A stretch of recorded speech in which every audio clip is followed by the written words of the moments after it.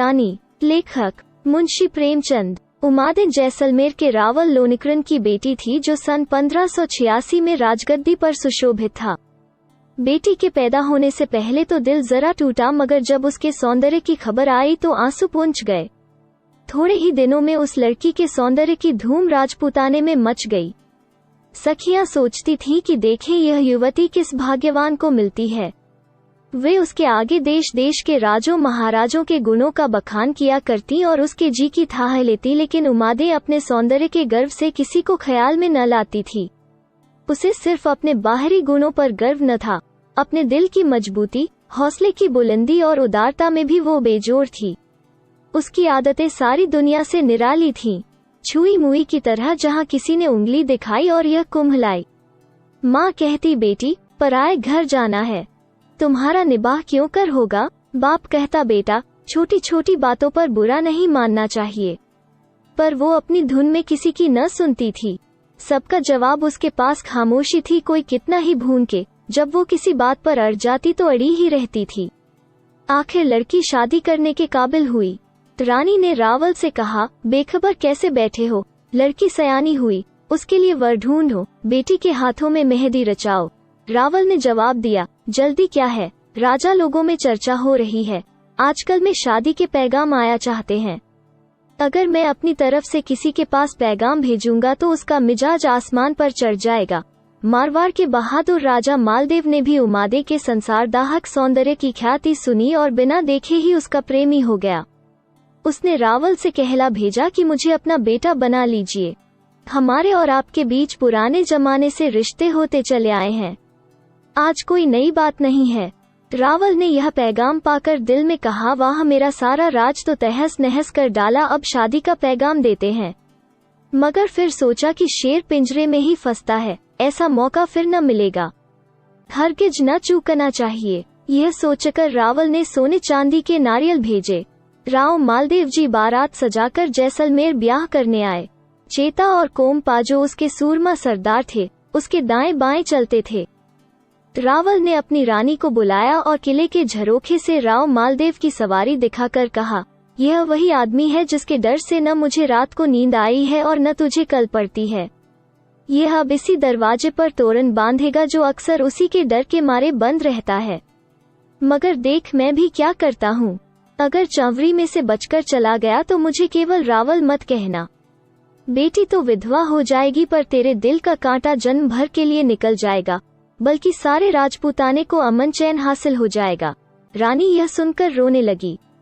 रावल ने डांटकर कहा, चुप, रोने लगी तो बात फूट जाएगी, फिर खैरियत नहीं, यह जालिम सभी को खा जाएगा।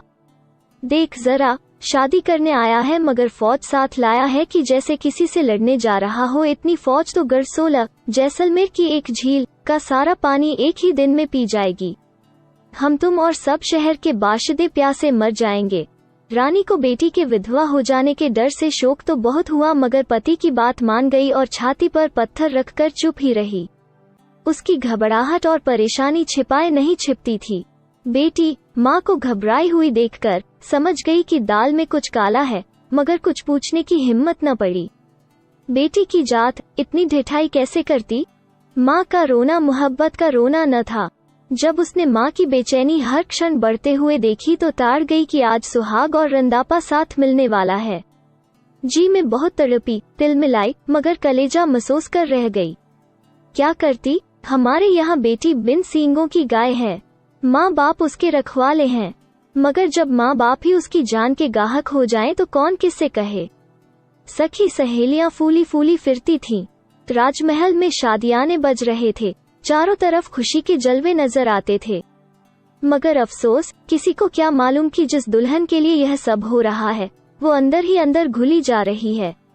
सखियां उसे दुल्हन बना रही हैं, कोई उसके हाथ पांव में मेहंदी रचाती है, कोई मोतियों से मांग भरती है, कोई चोटी में फूल गूंथती है, कोई आईना दिखाकर कहती है खूब बन्नी।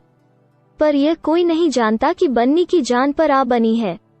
ज्यों ज्यों दिन ढलता है उसके चेहरे का रंग उड़ता जाता है। सखियां और ही ध्यान में हैं, यहाँ बात ही और है।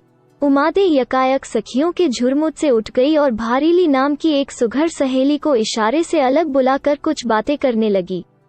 भारीली रूप बदलकर चुपके से राघोजी ज्योतिषी के पास गई और पूछने लगी, क्या आपने किसी कुंवारी कन्या के ब्याह का मुहूर्त निकाला है? उन्होंने जवाब दिया, और किसी का तो नहीं, रावल जी की बाई के ब्याह का मुहूर्त अलबत्ता निकाला है। भारीली, क्या आप फेरों के वक्त भी जाएंगे? ज्योतिषी, न जाऊंगा तो मुहूर्त की खबर कैसे होगी? भारीली, क्या इस शहर में आप और भी कहीं मुहूर्त बताते और शादियां करवाते हैं? ज्योतिषी, सारे शहर में मेरे सिवा और है ही कौन? राजा प्रजा सब मुझी को बुलाते हैं। भारीली, ज्योतिषी जी, नाराज न होना। जिन लड़कियों की शादियां आप करवाते हैं वो कितनी देर तक सुहागिन रहती हैं? ज्योतिषी, चौंककर, है, यह तूने क्या कहा? क्या मुझसे दिल्लगी करती है? भारीली, नहीं ज्योतिषी जी, दिल्लगी तो नहीं करती, सचमुच कहती हूँ।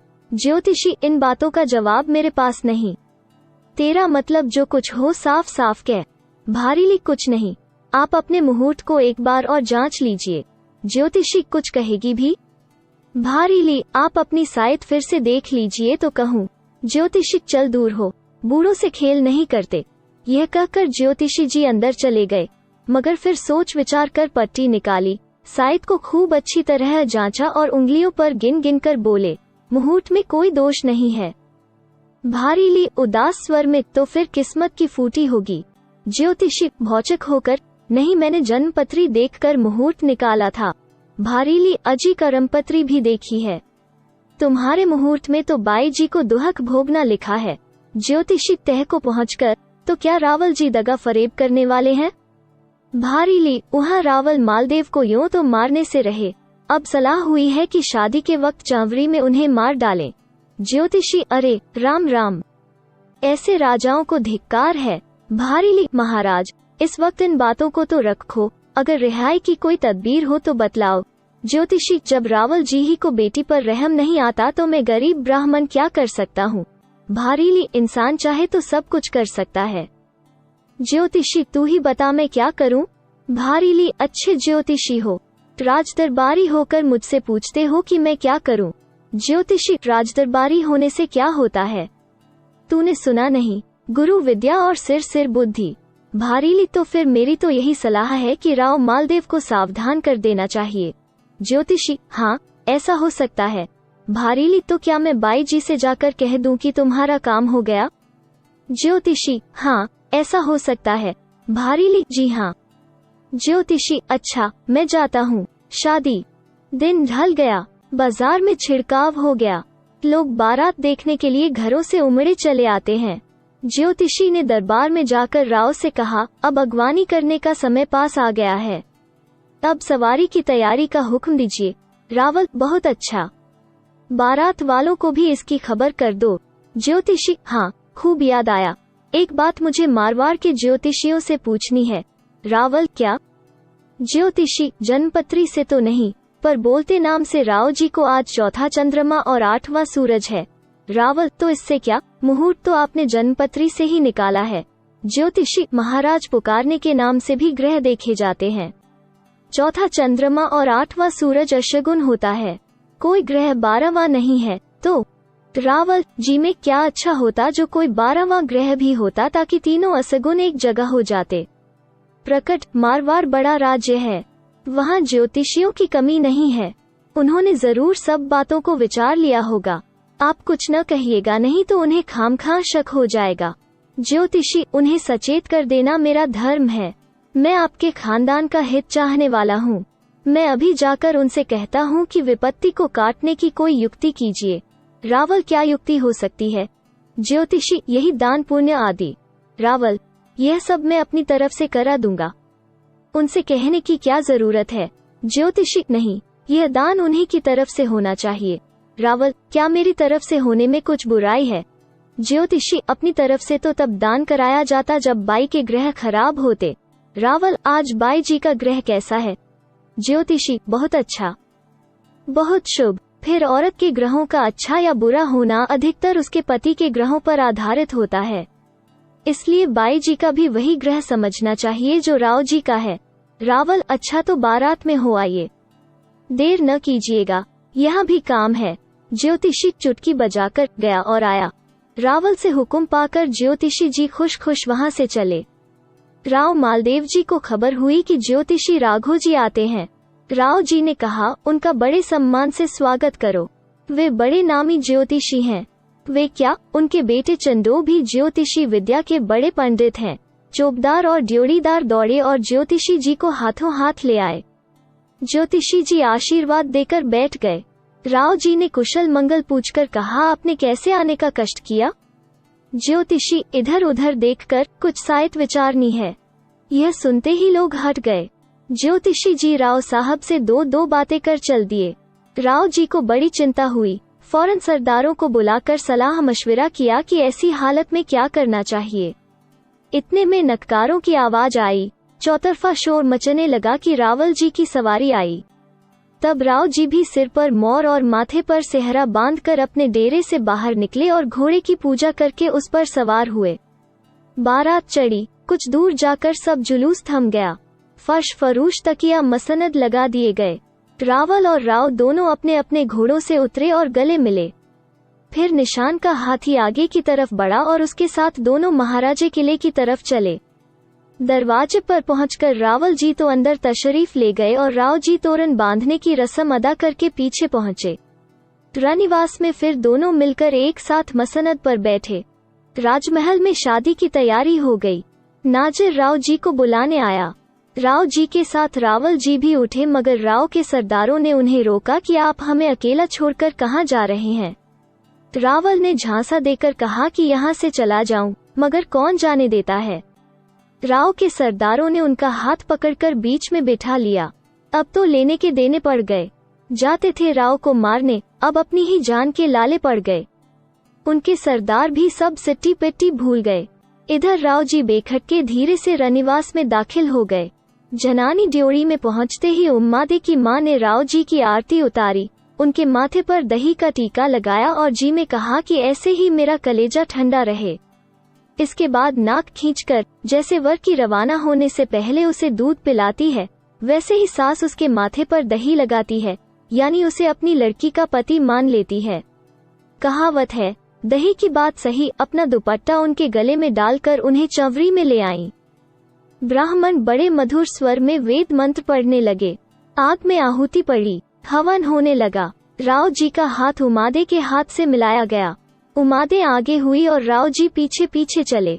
3 बार हवन कुंड की परिक्रमा की। नव औरतें यह गीत गाने लगी, पहले फेरे बाई काकारी भतीजी, दूजे फेरे बाई मामारी भतीजी, तीजे फेरे बाई बुआरी भतीजी। गीत का मतलब यह है कि बाप लकड़ी उस वक्त दे चुकता है जब दामाद से गले मिलता है, माँ उस वक्त जब वो दामाद के माथे पर दही का टीका लगाती है। उसके बाद वेद और शास्त्र के अनुसार लड़की का विवाह होता है। उस वक्त उस पर चाचा, मामा और बुआ का थोड़ा बहुत हक रह जाता है। अगर चाचा को कुछ कहना हो या आपत्ति करनी हो तो पहले फेरे तक कर सकता है, मामा दूसरे फेरे तक और बुआ तीसरे फेरे तक।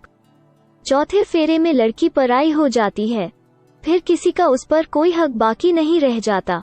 इसीलिए चौथे फेरे के पहले ही दूल्हा दुल्हन के आगे आ जाता है कि जैसे उस वक्त से वो उसका पति और स्वामी माना जाता है। इस गीत में यह भी प्रकट होता है कि बुआ का हक लड़की पर बहुत माना गया है। चौथे फेरे में राव जी आगे हो गए और उमादे उनके पीछे चलने लगी। तब औरतों ने यह पिछला गाकर अपना गीत पूरा किया, चौथे फेरे बाई हुई रे पराई। गीत सुनते ही माँ और बहनों के दिल भर आए, आंखों से आंसू टपकने लगे कि अब प्यारी उमादे पराई हो गई। इस तरह यह शादी बैशाख सुदी 3 संवत 1593 की रात को अच्छी तरह संपन्न हुई। रंग में भंग। शादी हो जाने के बाद लड़की अपने महल में चली गई। बूढ़ी औरतें इधर उधर खिसक गईं। बहू की सहेलियां राव जी को उसके महल की तरफ ले चलीं। रास्ते में एक जगह गाना हो रहा था। कितनी ही चंद्रवनी सुंदरियां सुहाग के गीत अलाप रही थीं। राव जी चलते चलते वहां फिसल पड़े। औरतों के गाने और रूप रंग ने उन पर जादू कर दिया। वहीं डट गए। ख्वासें दौड़ी, एक ने चांदनी, दूसरी ने सोजनी और तीसरी ने तकिए लगा दिए। 5-7 सखियों ने मिलकर छोटा सा शामियाना खड़ा कर दिया। राव जी लट्टू हो गए, फिर क्या था वहीं बैठ गए। 2 ख्वासें दाएं बाएं मोरछल लेकर खड़ी हो गईं, 2 चावर हिलाने और पंखा हिलाने लगी। गर्मियों की सुहानी रात, चांदनी छिपकी हुई थी, ठंडी हवा चल रही थी। भीनी भीनी खुशबू चारों तरफ फैली हुई थी और राव जी उस परिस्तान में इंद्र बने परियों से चुहल और छेड़छाड़ कर रहे थे। गायें चुप थीं और सामने कुछ फासले पर चंद नाचने वालियां बनी ठनी इशारे का इंतजार कर रही थीं। कलोल करने वालियों में से एक लड़की ने आगे बढ़कर राव जी को सलाम किया और सोचनी से कुछ हटकर बैठी और गाने वालियों को इशारा किया कि हाँ कुछ छेड़ो, खड़ी मुंह क्या ताकती हो। बस तबले पर थाप पड़ी और गाने वालियां ऊंचे और मीठे सुरों में गाने लगी, भर लाए सुघड़ कलाली पीवन वालों लाखों रो। इस लड़की ने जो चंद्र ज्योति के नाम से मशहूर थी, पन्ने के हरे प्याले में लाल शराब भरकर हंसते हुए राव के सामने पेश की। उन्होंने बड़े शौक से लेकर शराब पी और प्याला अशर्फियों से भरकर लौटा दिया। चंद्र ज्योति ने उठकर सलाम किए और अपने गले का चंद्रहार तोड़कर उसके मोती राव जी पर से निछावर करके गाने वालियों की तरफ फेंकने लगी। गायें सोरठ के सुर में गाने लगी, बिरज देसा चंदन बना मीरों पहाड़ा मोड़, गरुड़ खगा लंका गढ़ा राजकुला राठौर। देश में वृज, वनों में चंदन, पहाड़ों में मीरो, चिड़ियों में गरुड़ और किलों में लंका सबका सरताज है। वैसे ही सब राजघरानों में राठौर का घराना सबसे ऊंचा है। चंद्र ज्योति ने फिर प्याला भरकर राव जी को दिया और गायें गाने लगी, दारू पियो रन चढ़ो राता राखो नैन बैरी, तुम्हारा जल मरे सुख पावेगा सैन। शराब पियो और लड़ने को चढ़ो, आंखें लाल रखो जिससे तुम्हारे दुश्मन जल मरे और दोस्त खुश हो। दारू दिल्ली आगरा, दारू बीकानेर, दारू पियो साहब 100 रूपानरा फेर। शराब ही दिल्ली आगरा है और शराब ही बीकानेर। ए साहब शराब पीजिए, इसका एक एक दौर 100 रुपए का है। सोरठ तो दूहा भलो, कपड़ा भलो सफेद, नारी तो नबली भली, घोड़ा भलो कुमैत भर ला सुघड़ का लाली। पदू में दोहा, कपड़ों में सफेद कपड़ा, औरतों में नवेली औरत और घोड़ों में कुमैत घोड़ा अच्छा होता है। ए छोकरे शराब ला। इन गाने बजाने और तपस्विनियों का व्रत भंग करने वाली स्त्रियों के लुभाने रिझाने ने राव जी का दिल छीन लिया। उस पर गाने वालियों का संवेद स्वर में तान लगाना और भी सितम ढा गया। राव जी ऐसे बेसुध और आनंद की सुरा में ऐसे मस्त हुए कि अपनी नई नवेली दुल्हन को भूल गए, जो उनकी प्रतीक्षा में अपनी बाहें खोले खड़ी थी। राव जी की राह देखते देखते उमादे की नशीली आंखें झपकने लगीं। कितनी ही बांदियां उनको बुलाने के लिए गईं, पर राव जी उन परियों के जमघट से न उठ सके। यहाँ तक कि रात बहुत कम बाकी रह गई। रानी ने जब देखा कि वो और किसी के बुलाने से नहीं आते हैं, तो अपनी चंचल सहेली भारीली से कहा कि अब राव जी को लाना तेरा ही काम है। उसने कहा कि राव जी इस वक्त आपे में नहीं है, मुझे न भेजिए। मगर उमादे ने न माना और उसी को भेजा। इधर शादी की महफिल भी सजी हुई थी। गायें तैयार बैठी थीं, शराब की बोतलें चुनी हुई थीं, गजक तश्तरियों में धरी हुई थी। सिर्फ राजा के आने की देर थी। रानी को यकीन हो गया कि भारीली गई है तो राजा को जरूर ही खींच लाएगी। गाने वालियों को इशारा किया कि कुछ छेड़ो और वो मीठे सुरों में गाने लगी, महापधारो महाराज हो दारू राभारो, महापधारो महाराज हो कदरी जोहू सेजा बाट हो, महाराज महलों में तशरीफ ले चलिए। ए शराब का मजा उड़ाने वाले, महलों में चल। मैं बहुत देर से सेज पर इंतजार में बेचैन हो रही हूँ। मौके महल के मुताबिक गीत सुनकर उमादे मुस्कराई और फिर लिजाकर आंखें नीचे कर ली। इस वक्त उसके यौवन के नशे में मस्त दिल की जो कैफियत हो रही थी, बयान नहीं की जा सकती। ख्वासें, सहेलियां दम दम पर दौड़ाई जाती थीं कि देख राजा जी आ तो नहीं रहे हैं। प्रेमिका इंतजार से बेचैन हो रही थी। गाने वालियों ने गीत का दूसरा बंद गाया, मथुरा पुंगल पराग मरो, लाहौरी भटनेर देरावा गढ़ गजनी और नगर जैसलमेर, महापधारो महाराज हो। मथुरा पुंगल, प्रयाग, मारवाड़, लाहौर, गजनी, देरावा, भटनेर और जैसलमेर, यह सब देश भाटियों के हैं। ए महाराज महलों में तशरीफ ले चलिए। अब की सहेलियों ने उमादे पर से कुछ अशर्फियां न्योछावर करके गादने को दी और उन्होंने खुश होकर यह दूसरा गीत शुरू किया, तारा छाए रात फूलो छाई सेज गोरी छाई है रूप प्यारे बेगा बेगा आओ, रंग मानो हमारे राव, ए मेरे राव जवानी के मजे लूटिए। रात तारों से, सेज फूलों से और गोरी मस्ती के जोश से भरी हुई है, प्यारे जल्द आकर सुख लूटो। इतने में एक ख्वास ने कहा कि वहाँ राव जी नशे में चूर बैठे हैं और सुराही और प्याले के गीत अलापे जा रहे हैं। वो सुनकर गाने वालियों ने यहाँ भी गीत शुरू कर दिया। बस उसके पद बदल दिए भर ला ए सुघर कलाली दारू दाखा रो सोनेरी भट्टी सरू रूपे ही घर नार हाथ पिलायो धन खड़ी पियो राजकुमार ए सुघर साकी अंगूरी शराब भरला। सोने की भट्टी और चांदी का बीका बनाऊं। रानी अपने हाथ में प्याला लिए कहती हैं, राजकुमार तुम पियो। आम फले पतदार सो महू फले पत खोए ताको रस साजन पिए लाज कहाँ ते होए। आम पत्तियों के साथ फलता है और महुआ अपने पत्ते खोकर उसका रस साजन पीता है, फिर उसे लाज क्यों कराए। जिस वक्त महुए के फूल लगते हैं सारे पत्ते झड़ जाते हैं। पत में श्लेष है। पत का मतलब पत्ता भी है और लाज भी। मतलब यह है कि शराब बेशर्म महुए से बनाती है तो शराब पीने वाला क्यों कर लाज निभा सकता है।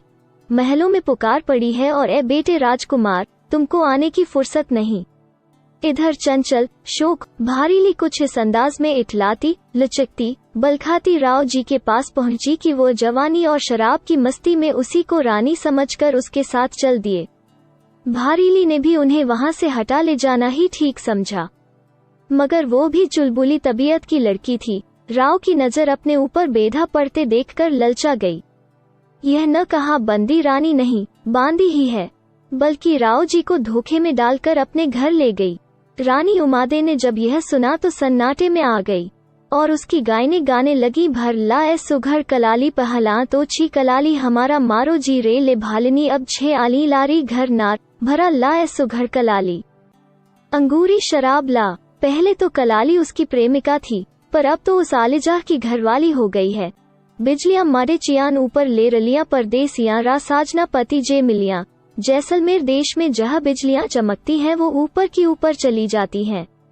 ऐसे ही परदेशी साजन से मिलने का यकीन नहीं होता। गर्री लीनी बांधी चली कपास दासी दीनी बिच गई पियू रे पास। भेड़ ली तो थी उनके लिए पर अब वो बंधी हुई कपास चरती है।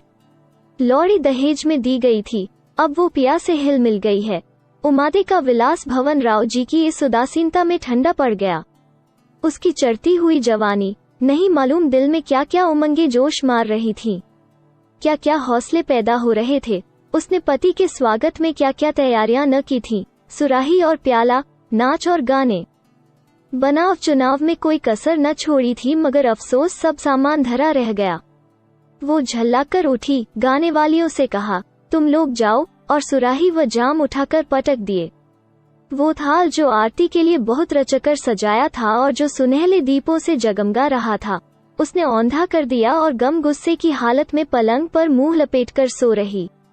उस वक्त जो ख्यालात उसके दिल में पैदा होते थे उनका अंदाजा लगाना मुश्किल है। अगर राव मालदेव यो न बहक जाते तो अब तक ही कमरा स्वर्ग बना होता। अंगूरी शराब के दौर चलते होते, सुरीले रागों से कमरा गूंजता होता और प्रेमी और प्रेमिका एक दूसरे के दर्शन के मजे लूटते होते। मगर यह बातें अब कहाँ। सवेरा हुआ, राव जी का नशा उतरा। जिस छोकरी को रानी समझे हुए थे उसे देखा तो पानी का घड़ा और चिलमची लिए शाही महल की तरफ जा रही है। समझ गए बड़ा धोखा हुआ। उसी वक्त शर्माए हुए महल में गए। वहाँ का सन्नाटा, महल की वीरानी और रानी की बेरुखी देखकर दिल बैठ गया। बोले, मान गुमानी कामिनी उमादे बड़ भाग रूठी बैठी सेज में मालदेव पिया को त्याग। ए बड़े रुतबे वाली नाजनीन उमादे, तू जिद में आकर क्यों अपने पिया से रूठी सेज पर बैठी हुई है। राव जी को देखते ही वो उठ खड़ी हुई पर मुंह से कुछ न बोली। भवों की कमान को खींचकर उसमें पलकों के तीर पर निशाना लगाए हुए, हाथ मरोड़े मुंह मोड़े गोरी पी से भरी बैठी है। ख्वासें दूर दूर चुप खड़ी थीं। भारीली का डर के मारे लहू सूखा जाता था, पर गाने वालियां बंद न हुई। वे गाने लगी, ए शराब में मस्त महाराज तुम्हें शराब किसने पिलाई। राव जी ने बहुत कहा कि मैं नशे में था, इस वजह से ऐसी गलती हुई, मगर रानी ने एक न सुनी। गाने वालियों ने भी राव के इशारे से बहुत से रूठे हुए को मानने वाले गीत गाए, मगर रानी पर कुछ असर न हुआ। इस झमेले में दिन बहुत चढ़ाया। आखिरकार राव जी यह सोचकर कि फिर मना लेंगे, महल से बाहर निकल आए। उसी वक्त उनके सरदार भी रावल जी के पास से उठे। राव जी ने फिर महल के अंदर जाकर अपनी जान खतरे में डालना ठीक नहीं समझा। बाहर ही से रुखसती की दरख्वास्त की। रावल जी भी यही चाहते थे कि भेद न खुले, चुपचाप विदाई हो जाए। उमादे राव जी के साथ जाने को राजी नहीं होती थी। राघोजी ज्योतिषी ने यह सुना तो उसने कहा कि कल तुम्हें राव जी की जान प्यारी थी, क्या आज वो प्यार जाता रहा? उनकी जान अभी तक खतरे में है, इस वक्त रूठने का मौका नहीं है। यह सुनकर रानी नर्म हुई। हिंदू राजा की लड़की थी और हिंदू धर्म को मानने वाली, जो पत्नी को पति की पूजा करने की शिक्षा देता है। माँ के पास गई, कुछ देर सखियों के गले मिलकर रोती रही, फिर 2 घूंट पानी पिया और चुपचाप सुखपाल में बैठ गई। राव जी के कहने से उमा देवी ने भारीली को भी अलग एक रथ में बिठा लिया, गोया अपनी तबाही को अपने साथ ले चली। ज्योतिषी जी पहुंचाने के बहाने से साथ हो गए।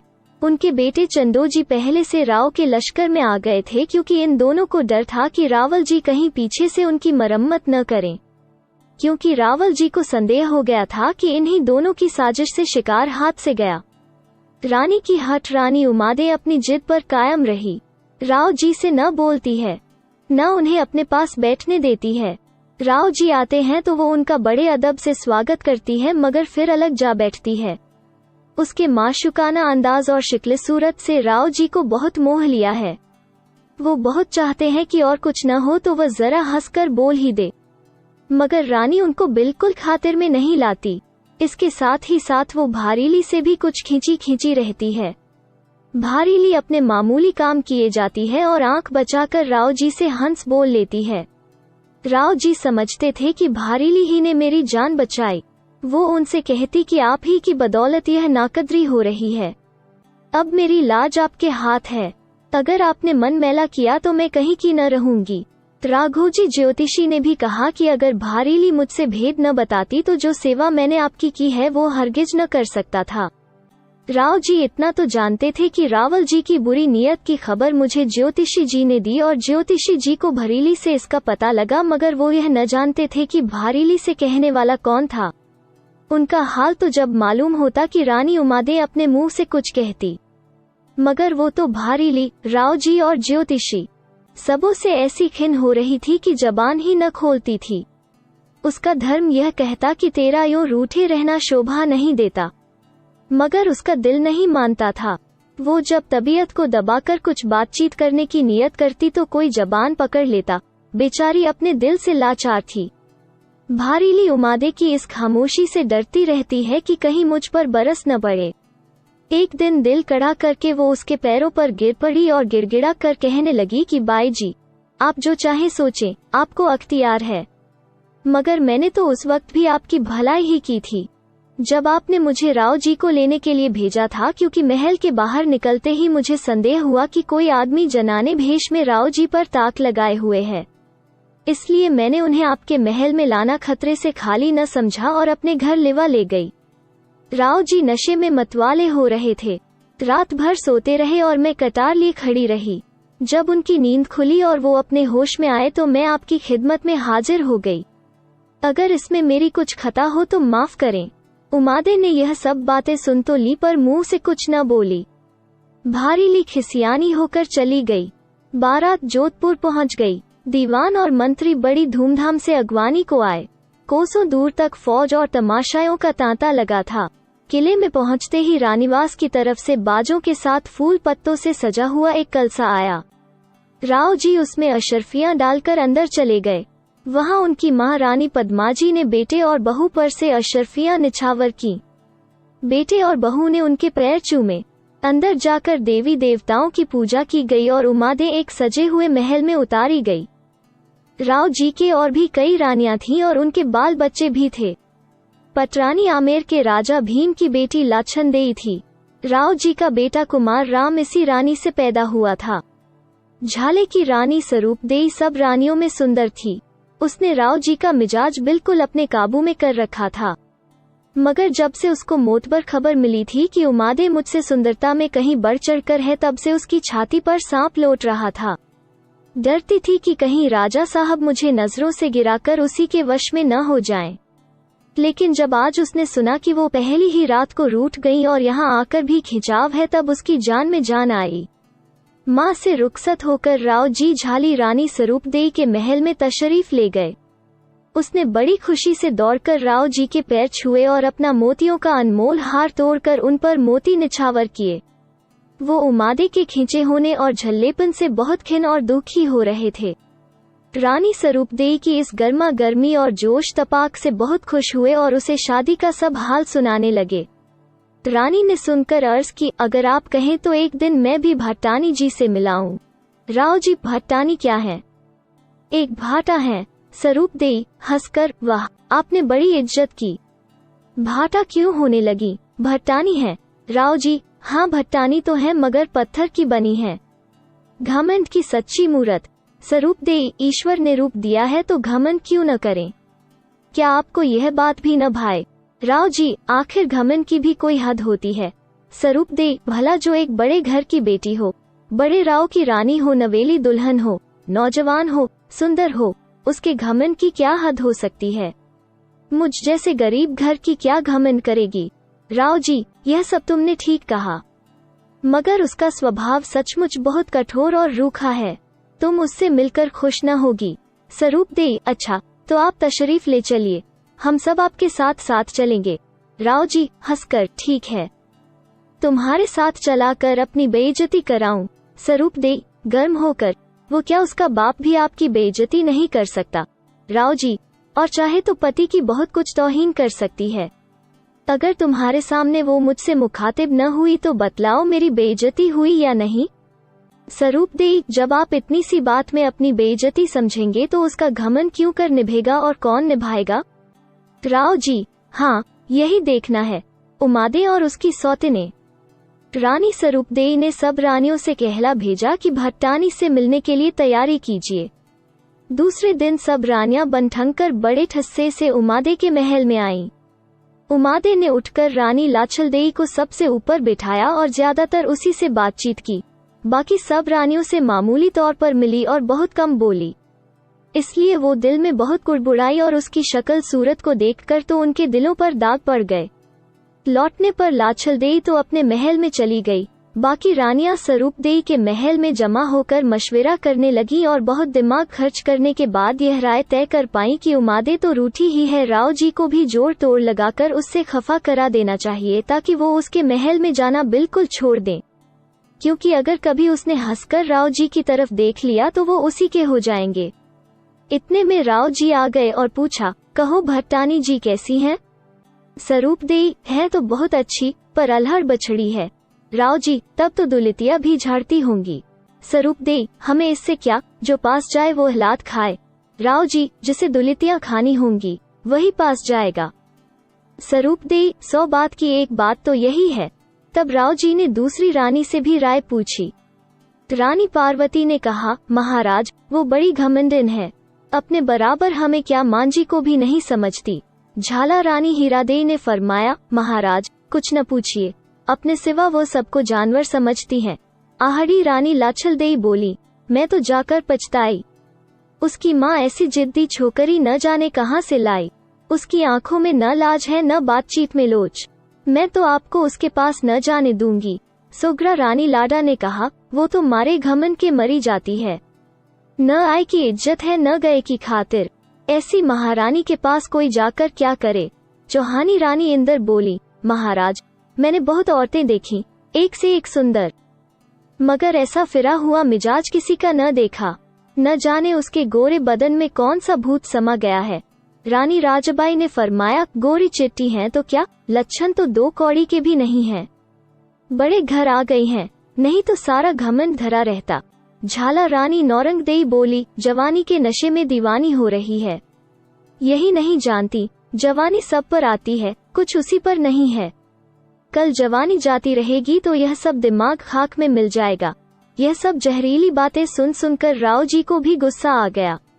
उन्होंने उमादे के यहाँ आना जाना कम कर दिया, कभी जाते तो उसे एक निगाह देखकर चले आते।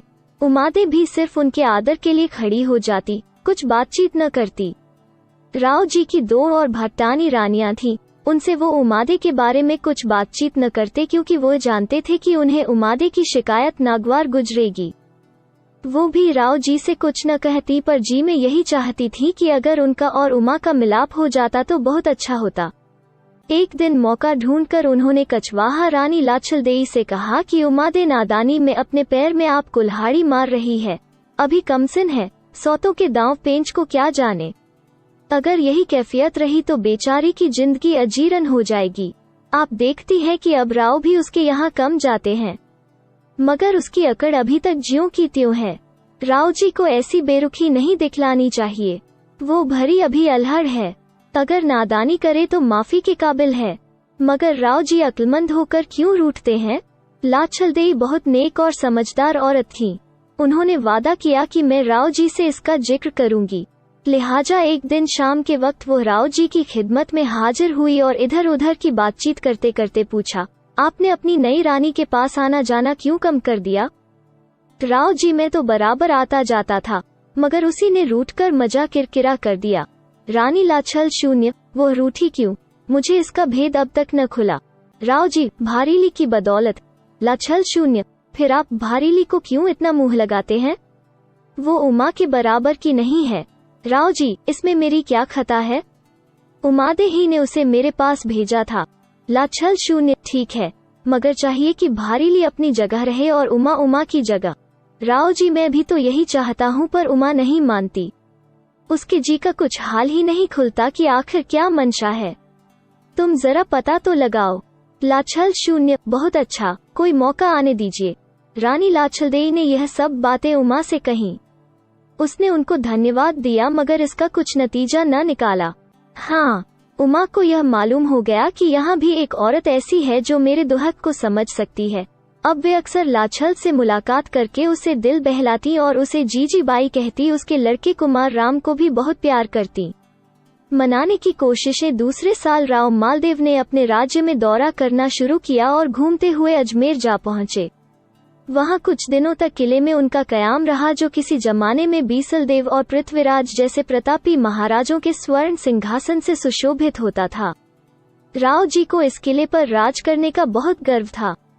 एक रोज इतराकर अपनी चौहानी रानियों से कहने लगे, इसे खूब अच्छी तरह देख लो, यह तुम्हारे बुजुर्गों की राजधानी है। चौहान रानियों को यह व्यंग्यात्मक वाक्य बहुत बुरा लगा।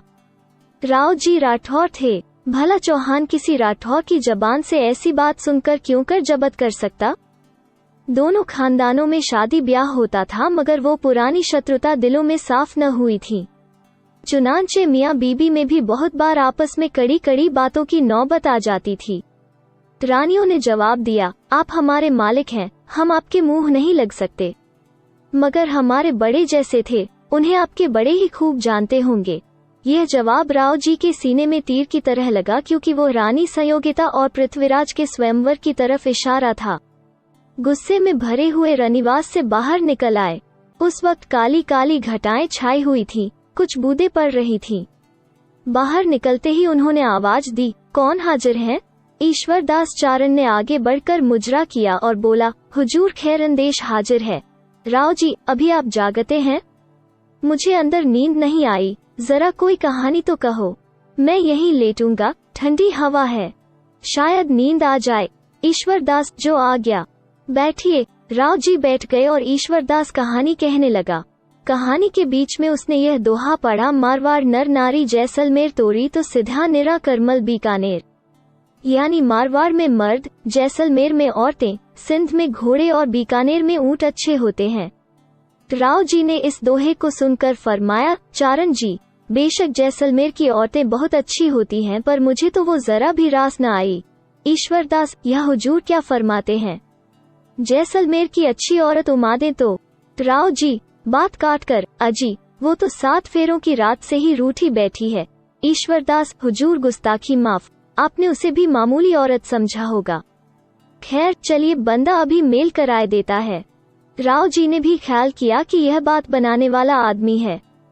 क्या अजब है, रानी को बातों में लगाकर ढर्रे पर ले आए। उसके साथ उमादे के महल की तरफ चले। यकायक चलते चलते रुक गए और ईश्वरदास से बोले, आप चलते तो हैं मगर वो बोलेंगी भी नहीं। ईश्वरदास, हुजूर मैं चारण हूँ, चारण चाहे तो एक बार मुर्दे को जगा सकता है, वो तो फिर भी जीती है। दरवाजे पर पहुंचकर ईश्वरदास जी ने राव जी को अपने पीछे बिठा लिया और उमादे से कहला भेजा कि मैं राव जी के पास से कुछ कहने के लिए हाजिर हुआ हूँ। उमादे पर्दे के पीछे आ बैठी। ईश्वरदास से बड़े अदब से कहा, बाई जी सलाम कबूल हो। उमादे ने कुछ जवाब न दिया। ईश्वरदास ने फिर कहा, मेरा मुजरा कबूल हो। जब उसका भी जवाब न मिला तो राव जी ईश्वरदास के कान में धीमे से कहा, देखो, मैं न कहता था कि वो न बोलेंगी। मुर्दा बोले तो बोले, मगर उनका बोलना नामुमकिन है। ईश्वरदास, बाई जी, मैं भी आप ही के घराने का हूँ, इसीलिए बाई जी करता हूँ। अगर ऐसा न होता तो तुम देखती कि तुम्हारे खानदान को कैसा शर्मिंदा करता। यह कौन सी इंसानियत है कि मैं तो मुजरा अर्ज करता हूँ और शर्मिंदा करता। यह कौन सी इंसानियत है कि मैं मुजरा अर्ज करता हूँ और तुम जवाब तक नहीं देती। उमादे ने इसका भी कुछ जवाब न दिया। ईश्वरदास ने फिर कहा, बाई जी, आपने सुना होगा कि आपके पुरखों में एक रावत दवाजी थे। वो मुसलमानों से लड़ाई में काम आए थे। उनकी रानी ने चारण होपा जी से कहा कि बाबा जी, अगर रावत जी का सिर ला दो तो मैं सती हो जाऊं। होपा जी लड़ाई के मैदान में गए, मगर कटे हुए सिरों के ढेर में रावत का सिर पहचाना न जाता था। उस वक्त होपा जी ने बड़ी सूझबूझ को काम में लाकर रावल जी की तारीफ करना शुरू की और उसको सुनते ही रावल जी का सिर हंस पड़ा। होपा जी उसे पहचान कर रानी के पास लाया। उसके बारे में एक दोहा मशहूर है, चारण होपे सेव्यो साहब दुर्जन सलबरदाता सर बोल्यो गीता दोहा कल, यानी होपा चारण ने अपने मालिक दवाजी की सेवा की थी, इसलिए दवाजी का सर अपने वफादार नौकर की जबान से अपनी तारीफ सुनकर हंस पड़ा। यह बात गीतों और दोहों में मशहूर है। सो बाई जी, तुम भी उसी रावल दवाजी के घराने की हो। वो मरकर बोला, तुम जीती भी नहीं बोलती, क्या तुम्हारी रगों में बुजुर्गों का खून नहीं दौड़ता।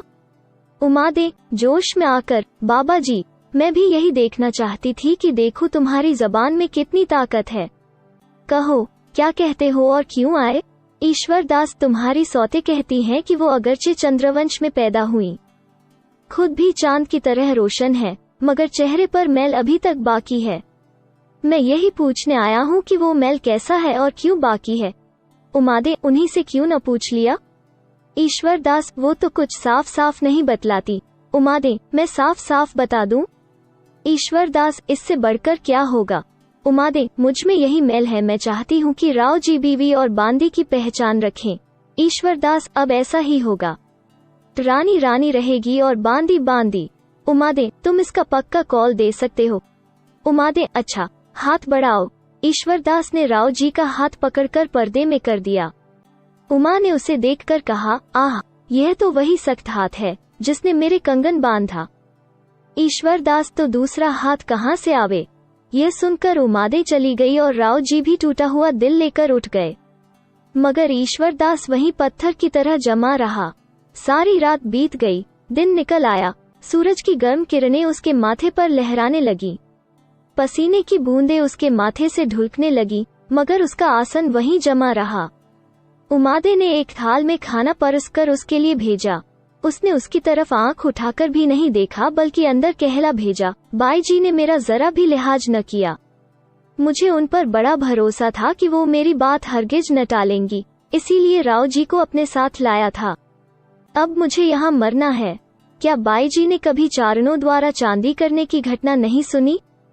जब चारण किसी झगड़े में हाथ डालते हैं और राजपूत उनकी बात नहीं मानते तो वो अपनी मर्जाद और आबरू कायम रखने के लिए आत्महत्या कर लिया करते हैं। यह सुनते ही उमादे घबराई हुई उसके पास आई और पूछा, क्या आप मुझ पर चांदी करेंगे। ईश्वरदास, जरूर करूंगा, नहीं तो राव जी को कौन सा मुंह दिखाऊंगा। उमादे, तो आपने मुझे वचन क्यों नहीं दिया। ईश्वरदास, राजा रानी के झगड़े हैं, मैं कैसे जिम्मेदारी लेता। बीच में पड़ने वाले का काम सिर्फ मेल करा देना है, सो मैं राव जी को आपके पास ले ही आया था। उमादे, उन्हें लाने से क्या फायदा हुआ। ईश्वरदास, और तो कोई फायदा नहीं हुआ, हाँ मेरी जान के लाले पड़ गए। उमादे, खैर यह बातें फिर होंगी, इस वक्त खाना तो खाइए। ईश्वरदास, खाना अब दूसरे जन्म में खाऊंगा। उमादे चली गई।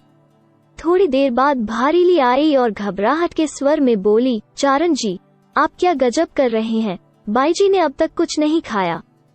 ईश्वरदास, वो शौक से भोजन करें, उन्हें किसने रोका है। भारीली, भला ऐसा भी मुमकिन है कि चारण तो दरवाजे पर भूखा पड़ा रहे और कोई राजपूत औरत खुद खाना खा ले। ईश्वरदास, अगर बाई जी चारणों की इतनी इज्जत करती हैं तो उनकी बात क्यों नहीं मानती। भारीली, आप क्या कहते हैं। ईश्वर दास, मैं यही कहता हूँ कि बाई जी राव जी से यह खिंचावट दूर कर दे। इतने में उमा भी निकल आई, राव जी भी कुछ करेंगे या नहीं? ईश्वर दास, जो तुम कहोगी वो करेंगे। हाथ जोड़ने को कहोगी हाथ जोड़ेंगे, पैर पड़ने को कहोगी पैर पड़ेंगे, जैसे मानोगी मनाएंगे। मैंने यह सब तय कर लिया है।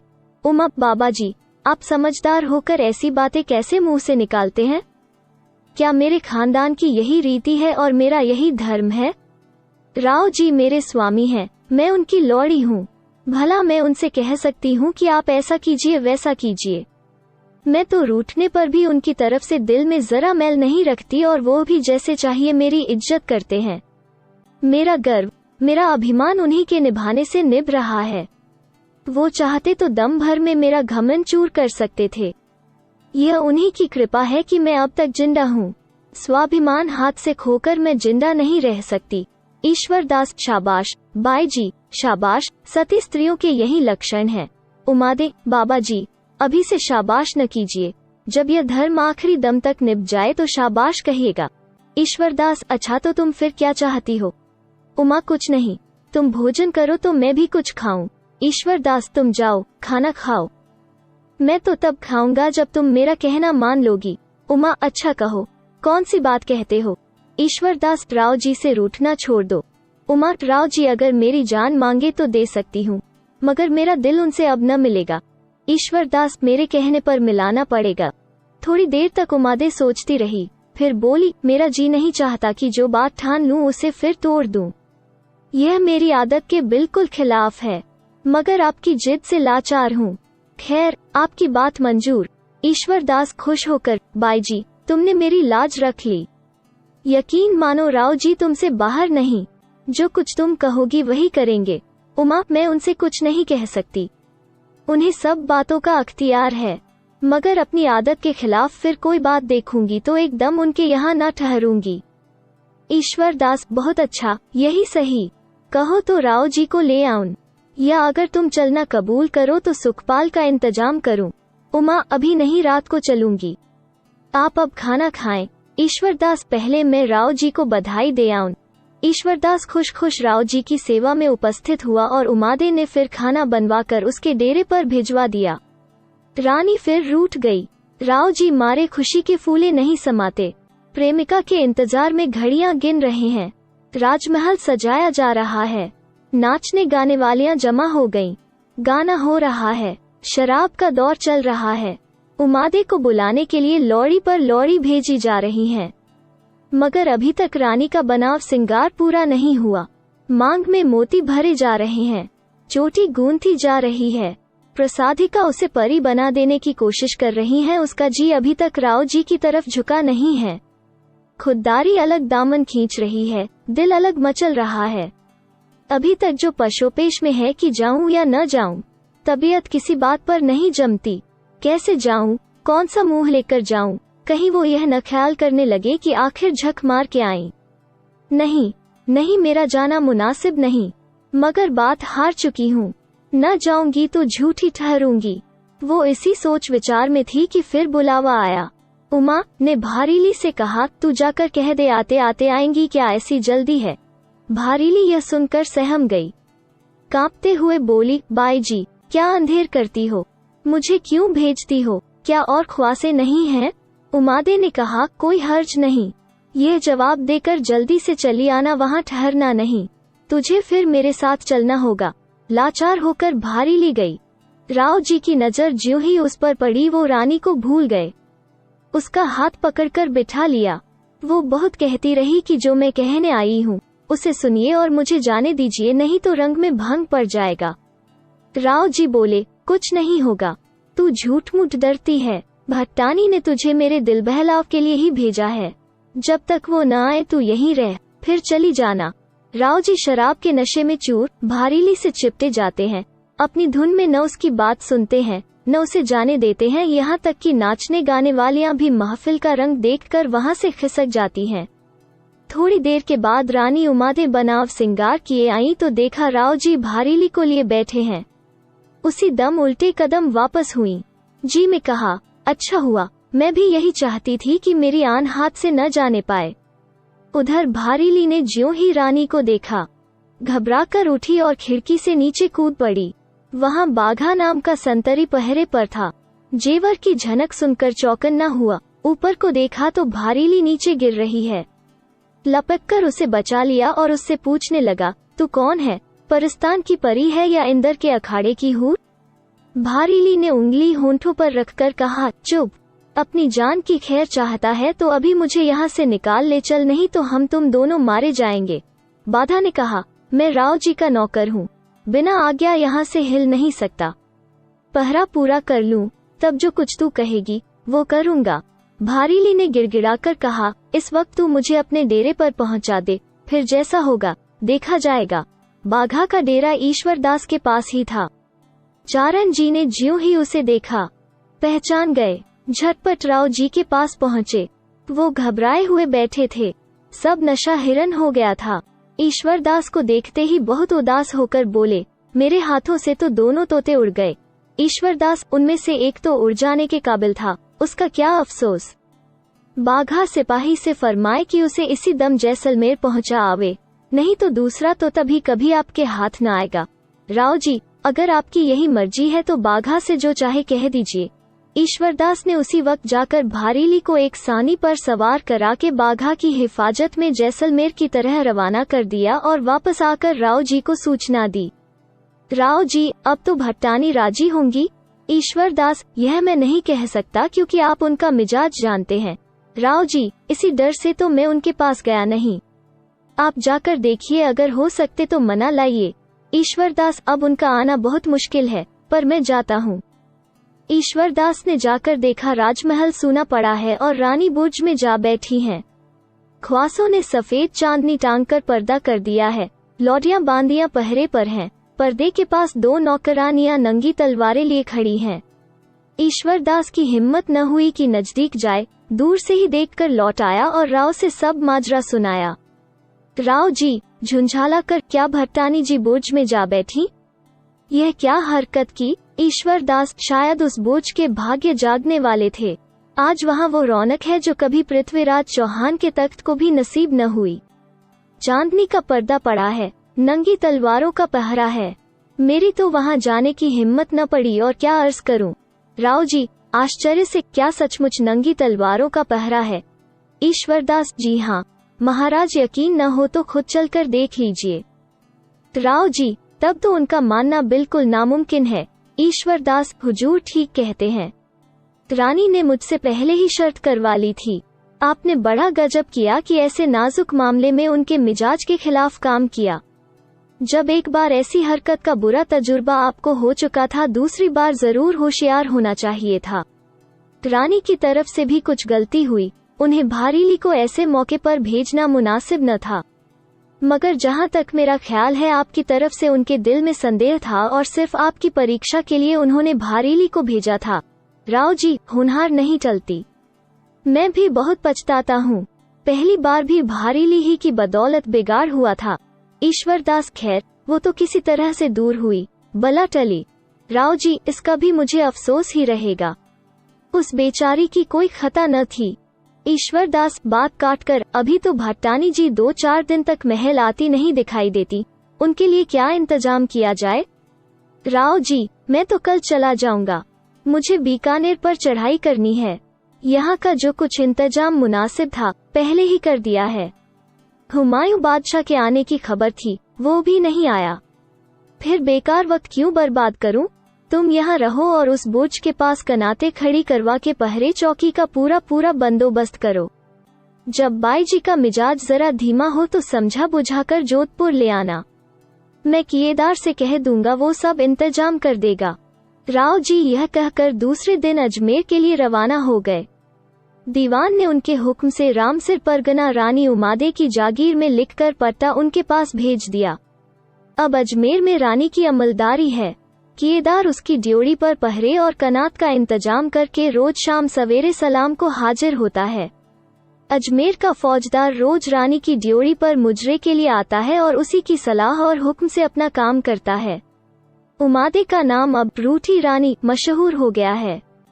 वो बुर्ज भी अब रूठी रानी का बुर्ज कहलाने लगा है और आज तक इसी नाम से मशहूर है। जोधपुर पहुंचकर राव मालदेव ने सुना कि बंगाल में हुमायूं और शेरशाह से लड़ाई छिड़ गई और दिल्ली आगरा खाली पड़ा है। लिहाजा इस वक्त उन्होंने बीकानेर का ख्याल छोड़ दिया और पूरब की तरफ लौट पड़े और हिंदुन बयाना तक फतह करते चले गए। वहां से लौटकर संवत 1592 में बीकानेर भी जीत लिया। इस बीच शेरशाह हुमायूं को सिंध में भगाकर आगरा पहुंचा। उसके आते ही वे सब राजे, रईस, ठाकुर, जिनके इलाके मालदेव ने दबा लिए थे, बीकानेर की सरपरस्ती में शेरशाह के दरबार में फरियाद के लिए हाजिर हुए और उसे राव पर हमला करने के लिए आमादा करने लगे। मालदेव भी बेखबर न था। 80,000 सवार शेरशाह के मुकाबले के लिए इकट्ठे किए और ईश्वरदास को लिखा कि आप रूठी रानी को लेकर चले आइए और अजमेर के किले में जंगी बंदोबस्त करा दीजिए। रूठी रानी इस पर कहा, मुझे क्या डर पड़ा है, मैं राजपूत की बेटी हूँ। किले पर कोई चढ़ाएगा तो मैं कुरमेटी हांडी महाराणा सांगा की रानी और उदय सिंह की मां थी। जब गुजरात के बादशाह सुल्तान बहादुर ने संवत 1561 में चित्तौड़ का किला जीता तो कुरमेटी 72,000 औरतों के साथ आबरू बचाने के लिए चिता बनाकर जल मरी की तरह लड़कर मरूंगी। राव जी को लिख दो कि यह किला मेरे भरोसे पर छोड़ दें और बाकी राज्य को बचाने का इंतजाम करें। राव जी ने जवाब दिया, अजमेर में तो हम शेरशाह से लड़ेंगे, वहां रानी का रहना मुनासिब नहीं। अगर उन्हें ऐसा ही राजपूती दिखाने की इच्छा है तो जोधपुर का किला हाजिर है, हम उसे बिल्कुल उन्हीं के भरोसे पर छोड़ देंगे। उनको बहुत जल्द लाओ। ईश्वरदास ने तब रानी से कहा, बाई जी, महाराज को आपकी बात मंजूर है, मगर अजमेर के बदले जोधपुर का किला आपको सौंपा जाएगा। आप वहां तशरीफ ले चलिए, वो अपना घर है। अजमेर तो पराई जायदाद है, थोड़े ही दिनों से हमारे कब्जे में आया है। रानी ने कहा, बहुत खूब, जो राव की मर्जी हो, अजमेर न सही, जोधपुर सही। सवारी का इंतजाम करो, अगर यह मौका न आता तो मैं यहाँ से हरगिज न जाती। सौतियाडाह ईश्वरदास ने अजमेर के हाकिम और किएदार से लड़ाई की तैयारियों का इंतजाम करने के लिए कहा। इसी बीच जोधपुर से स्वरूपदेई और दूसरी रानियों ने उसके पास एक बड़ी रिश्वत भेजी और प्रार्थना की कि जिस तरह मुमकिन हो इस बला को वहीं रहने दो, वो किसी तरह जोधपुर न आने पाए। अजमेर से चलते वक्त हमने आपसे यही बात कही थी और अब तक आपने इस बात का ख्याल भी रखा है। अब भी तुम्हारे ही रोके रुक सकती है, दूसरा उसे कोई नहीं रोक सकता। आप राव जी को समझाइए कि ऐसा हरगिज न करें। हम इस इनायत के लिए आपके बहुत एहसानमंद होंगे। चारण जी रिश्वत पाकर 99 के फेर में पड़ गए। कहाँ तो रोज तैयारी की बहुत ताकीद करते थे, कहाँ अब ढीले पड़ गए और तैयारी में भी देर होने लगी। एक और गुल खिला। हुमायूं शेरशाह से शिकस्त खाकर सिंध भाग गया था। उसने जब यह सुना कि राव जी लड़ाई की तैयारी कर रहे हैं तो उनके पास अपना एक दूत यह संदेश देकर भेजा कि आप अकेले शेरशाह से हरगिज मत लड़िएगा, मैं भी आपका साथ देने को आ रहा हूँ।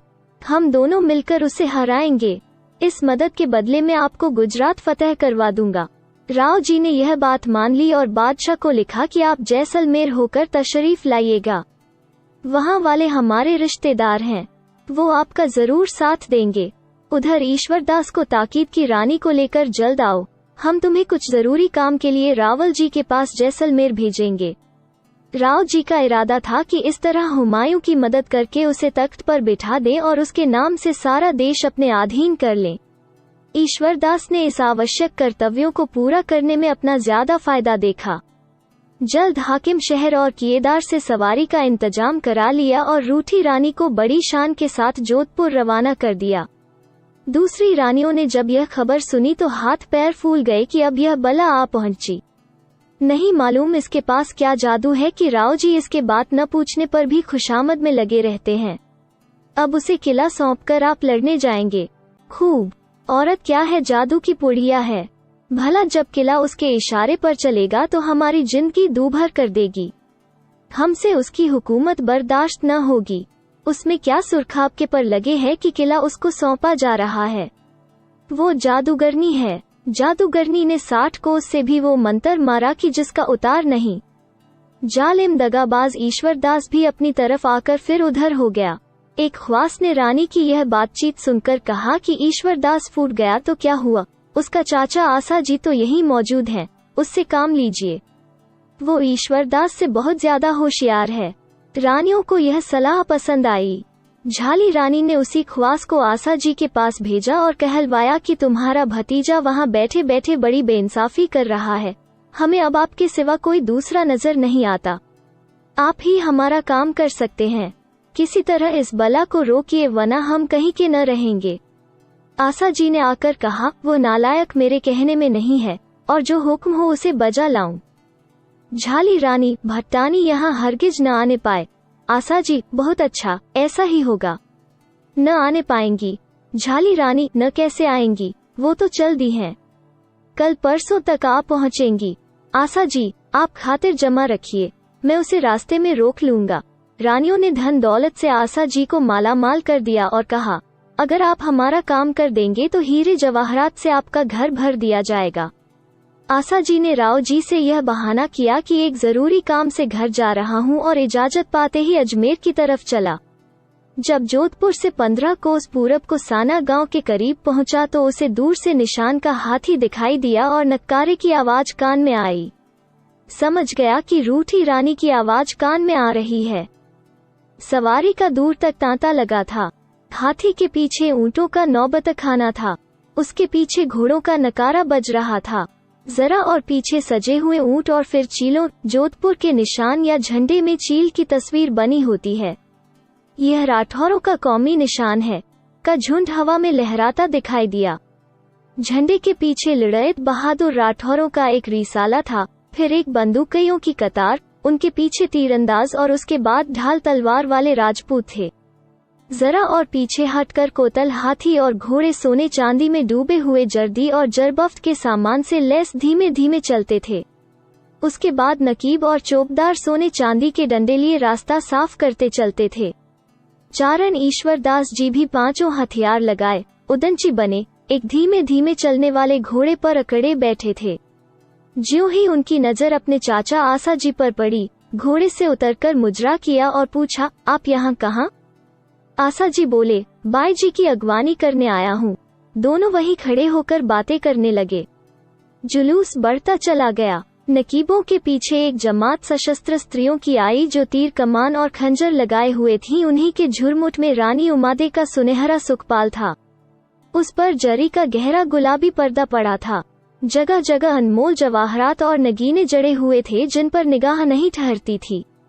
कहा तातलिस और कमखाब के लिबास पहने हुए थे। इस सजे हुए सुखपाल के पीछे नंगी तलवारों का पहरा था। फिर कई जनानी सवारियां पालकियों, पीनसों और रथों में थी। उसके बाद राठौरों का एक रिसाला और रिसाले के पीछे जुलूस के बाकी कोतल हाथी, घोड़े और ऊंट थे। सबसे पीछे फराश खाना, तोखखाना, रसदखाना और फौज की दूसरी जरूरी चीजों की गाड़ियां थीं। आसा जी के हमराही कहते थे कि देखें आसा जी कैसे इस धूम धड़ाके से चलती हुई राजसी सवारी को रोक देंगे जिसके आगे कोई चू नहीं कर सकता। इतने में रूठी रानी का सुखपाल आसा जी के बराबर आ पहुंचा। उसने बड़े अदब से चौबदार को आवाज देकर कहा, बाई जी से अर्ज करो कि आसा चारण मुजरा करता है और कुछ अर्ज भी करना चाहता है। उसके साथ ही यह दोहा पड़ा, मान रखे तो पीव रखे तज मान, दोमी हाथी बंधिए एकड़ खत्मो ठान। यानी अगर मान रखना चाहती हैं तो पति को तज दें और पति को रखना चाहती हैं तो मान को तज दें, क्योंकि एक ही थान में दो हाथी नहीं बांधे जा सकते। यह दोहा सुनते ही रूठी रानी का जोश फिर ताज़ा हो गया और दिल काबू में न रहा। फौरन हुक्म दिया कि अभी सवारी लौटे, जो एक कदम भी आगे रखे उसकी गर्दन उड़ा दी जाएगी। सब लोग हैरत में आ गए कि यह क्या हुआ, एकाएक यह काया पलट क्यों कर हुई। ईश्वरदास ने बहुत जोर मारा, हाथ जोड़े, पैरों पड़ा, सारी वाक्शक्ति खर्च कर डाली, मगर आसा जी के जादू भरे शब्दों के सामने उसकी कुछ न चली। सरदार सिपहसालार बहुत बहुत आरजू मिन्नत करते रहे मगर उसने किसी की न सुनी। उसी कोसाना गांव में डेरे डलवा दिए। आसा जी को भी तक संशय था कि कहीं लोगों के कहने सुनने से रानी का इरादा फिर न पलट जाए। लिहाजा ज्यों ही डेरे पर गए वो उनकी ड्योढ़ी पर हाजिर हुआ और मुजरा करके कहा, बाई जी, आपकी जितनी स्तुति की जाए थोड़ी है। आपने जो ठान ठानी है वो आप ही का काम है। रानी, बाबा जी, वो दोहा फिर पढ़िए, बहुत अच्छा और सच्चा है। मैं अपनी टेक कभी न छोड़ूंगी। आसा जी, दोहा पढ़कर, बाई जी, राजाओं में सच्चा मानी दुर्योधन हुआ, उसी कुल में आप हैं। रानियों में आपका सा अपनी बात पर कायम रहने वाला कोई और नहीं है। रानी, बाबा जी, दुर्योधन नाम का तो एक ही राजा हुआ है, पर अभागी उमा के नाम की तो कई रानियां हुई। उनमें एक के नाम का यह दोहा मशहूर है, हार दियो छंदो कियो, मोक्यो मान मरम उमा पियू न चख्यो आरो लेख करम। यानी हार दिया, छिपाया, इज्जत खोई, फिर भी उमा को पति का सुख न नसीब हुआ। उसकी किस्मत की लकीर आड़ी पड़ गई। आशा जी, बाई जी, यह तो उमा एक सांखेली थी और तुम उमा भट्टानी हो। दोनों का घराना भी एक नहीं, एक। उमादेई सांखेली गाधरों के राजा अचलदास की रानी थी। उसकी सौत सोड़ी रानी राजा के मुंह लगी थी कि राजा उसके डर से सांखेली के पास नहीं जाता था। जब इस तरह बहुत साल गुजर गए तो एक दिन सोड़ी रानी ने सांखेली के पास एक अनमोल हार देखकर एक रात के लिए मांगा। उसने इस शर्त पर वो हार दिया कि सोड़ी राजा को एक रात उसके पास आने दे। सोड़ी ने यह बात मंजूर कर ली, मगर राजा को समझा दिया कि जाना, मगर चुपचाप रात काट कर चले आना। राजा ने वैसा ही किया। सवेरे सांखेली रानी ने बड़ी व्यथा के स्वर में यह दोहा पढ़ा, मगर जनमुरीद राजा को जरा भी तरस न आया। राजपूताना के लोग निराशा के लिए यह दोहा पढ़ा करते हैं। रानी, रोकर, बाबा जी, दोहे में सिर्फ उमा कहा है, सांखेली और भट्टानी कौन जाने। आशा जी, क्यों न जाने, यह दोहा अचलदास का कहा हुआ है। उमा देई सांखेली उसकी रानी थी, उसे सब जानते हैं, क्या तुम नहीं जानती। रानी, मेरे और तुम्हारे जानने से क्या होता है, दोहे में तो कोई व्याख्या नहीं की। मेरे और तुम्हारे पीछे कौन जानेगा। आशा जी, तुम्हारे पीछे तक अगर जीता रहा तो तुम्हारे नाम को अमर बना जाऊंगा। रानी, बड़ी खैरियत हुई कि आप आ गए, अगर आप न आते तो न जाने क्या होता। आपके भतीजे के दमधागों में आकर मैं अपनी मर्जाद छोड़ देती तो सौंते मुझ पर हंसती और कहती कि बस इतना ही पानी था। इतने में चौबदार ने आकर अर्ज किया कि ईश्वर दास हाजिर है। आशा जी यह सुनते ही खटक गए। ईश्वर दास ने आकर कहा, बाई जी, आपने यह क्या जुल्म किया, चलती सवारी राह में ही ठहरा दी। राव जी आपका रास्ता देख रहे हैं। कुमार राम सिंह रायमल, उदय सिंह और चंद्रसेन आदि आपकी अगवानी के लिए तैयार हैं।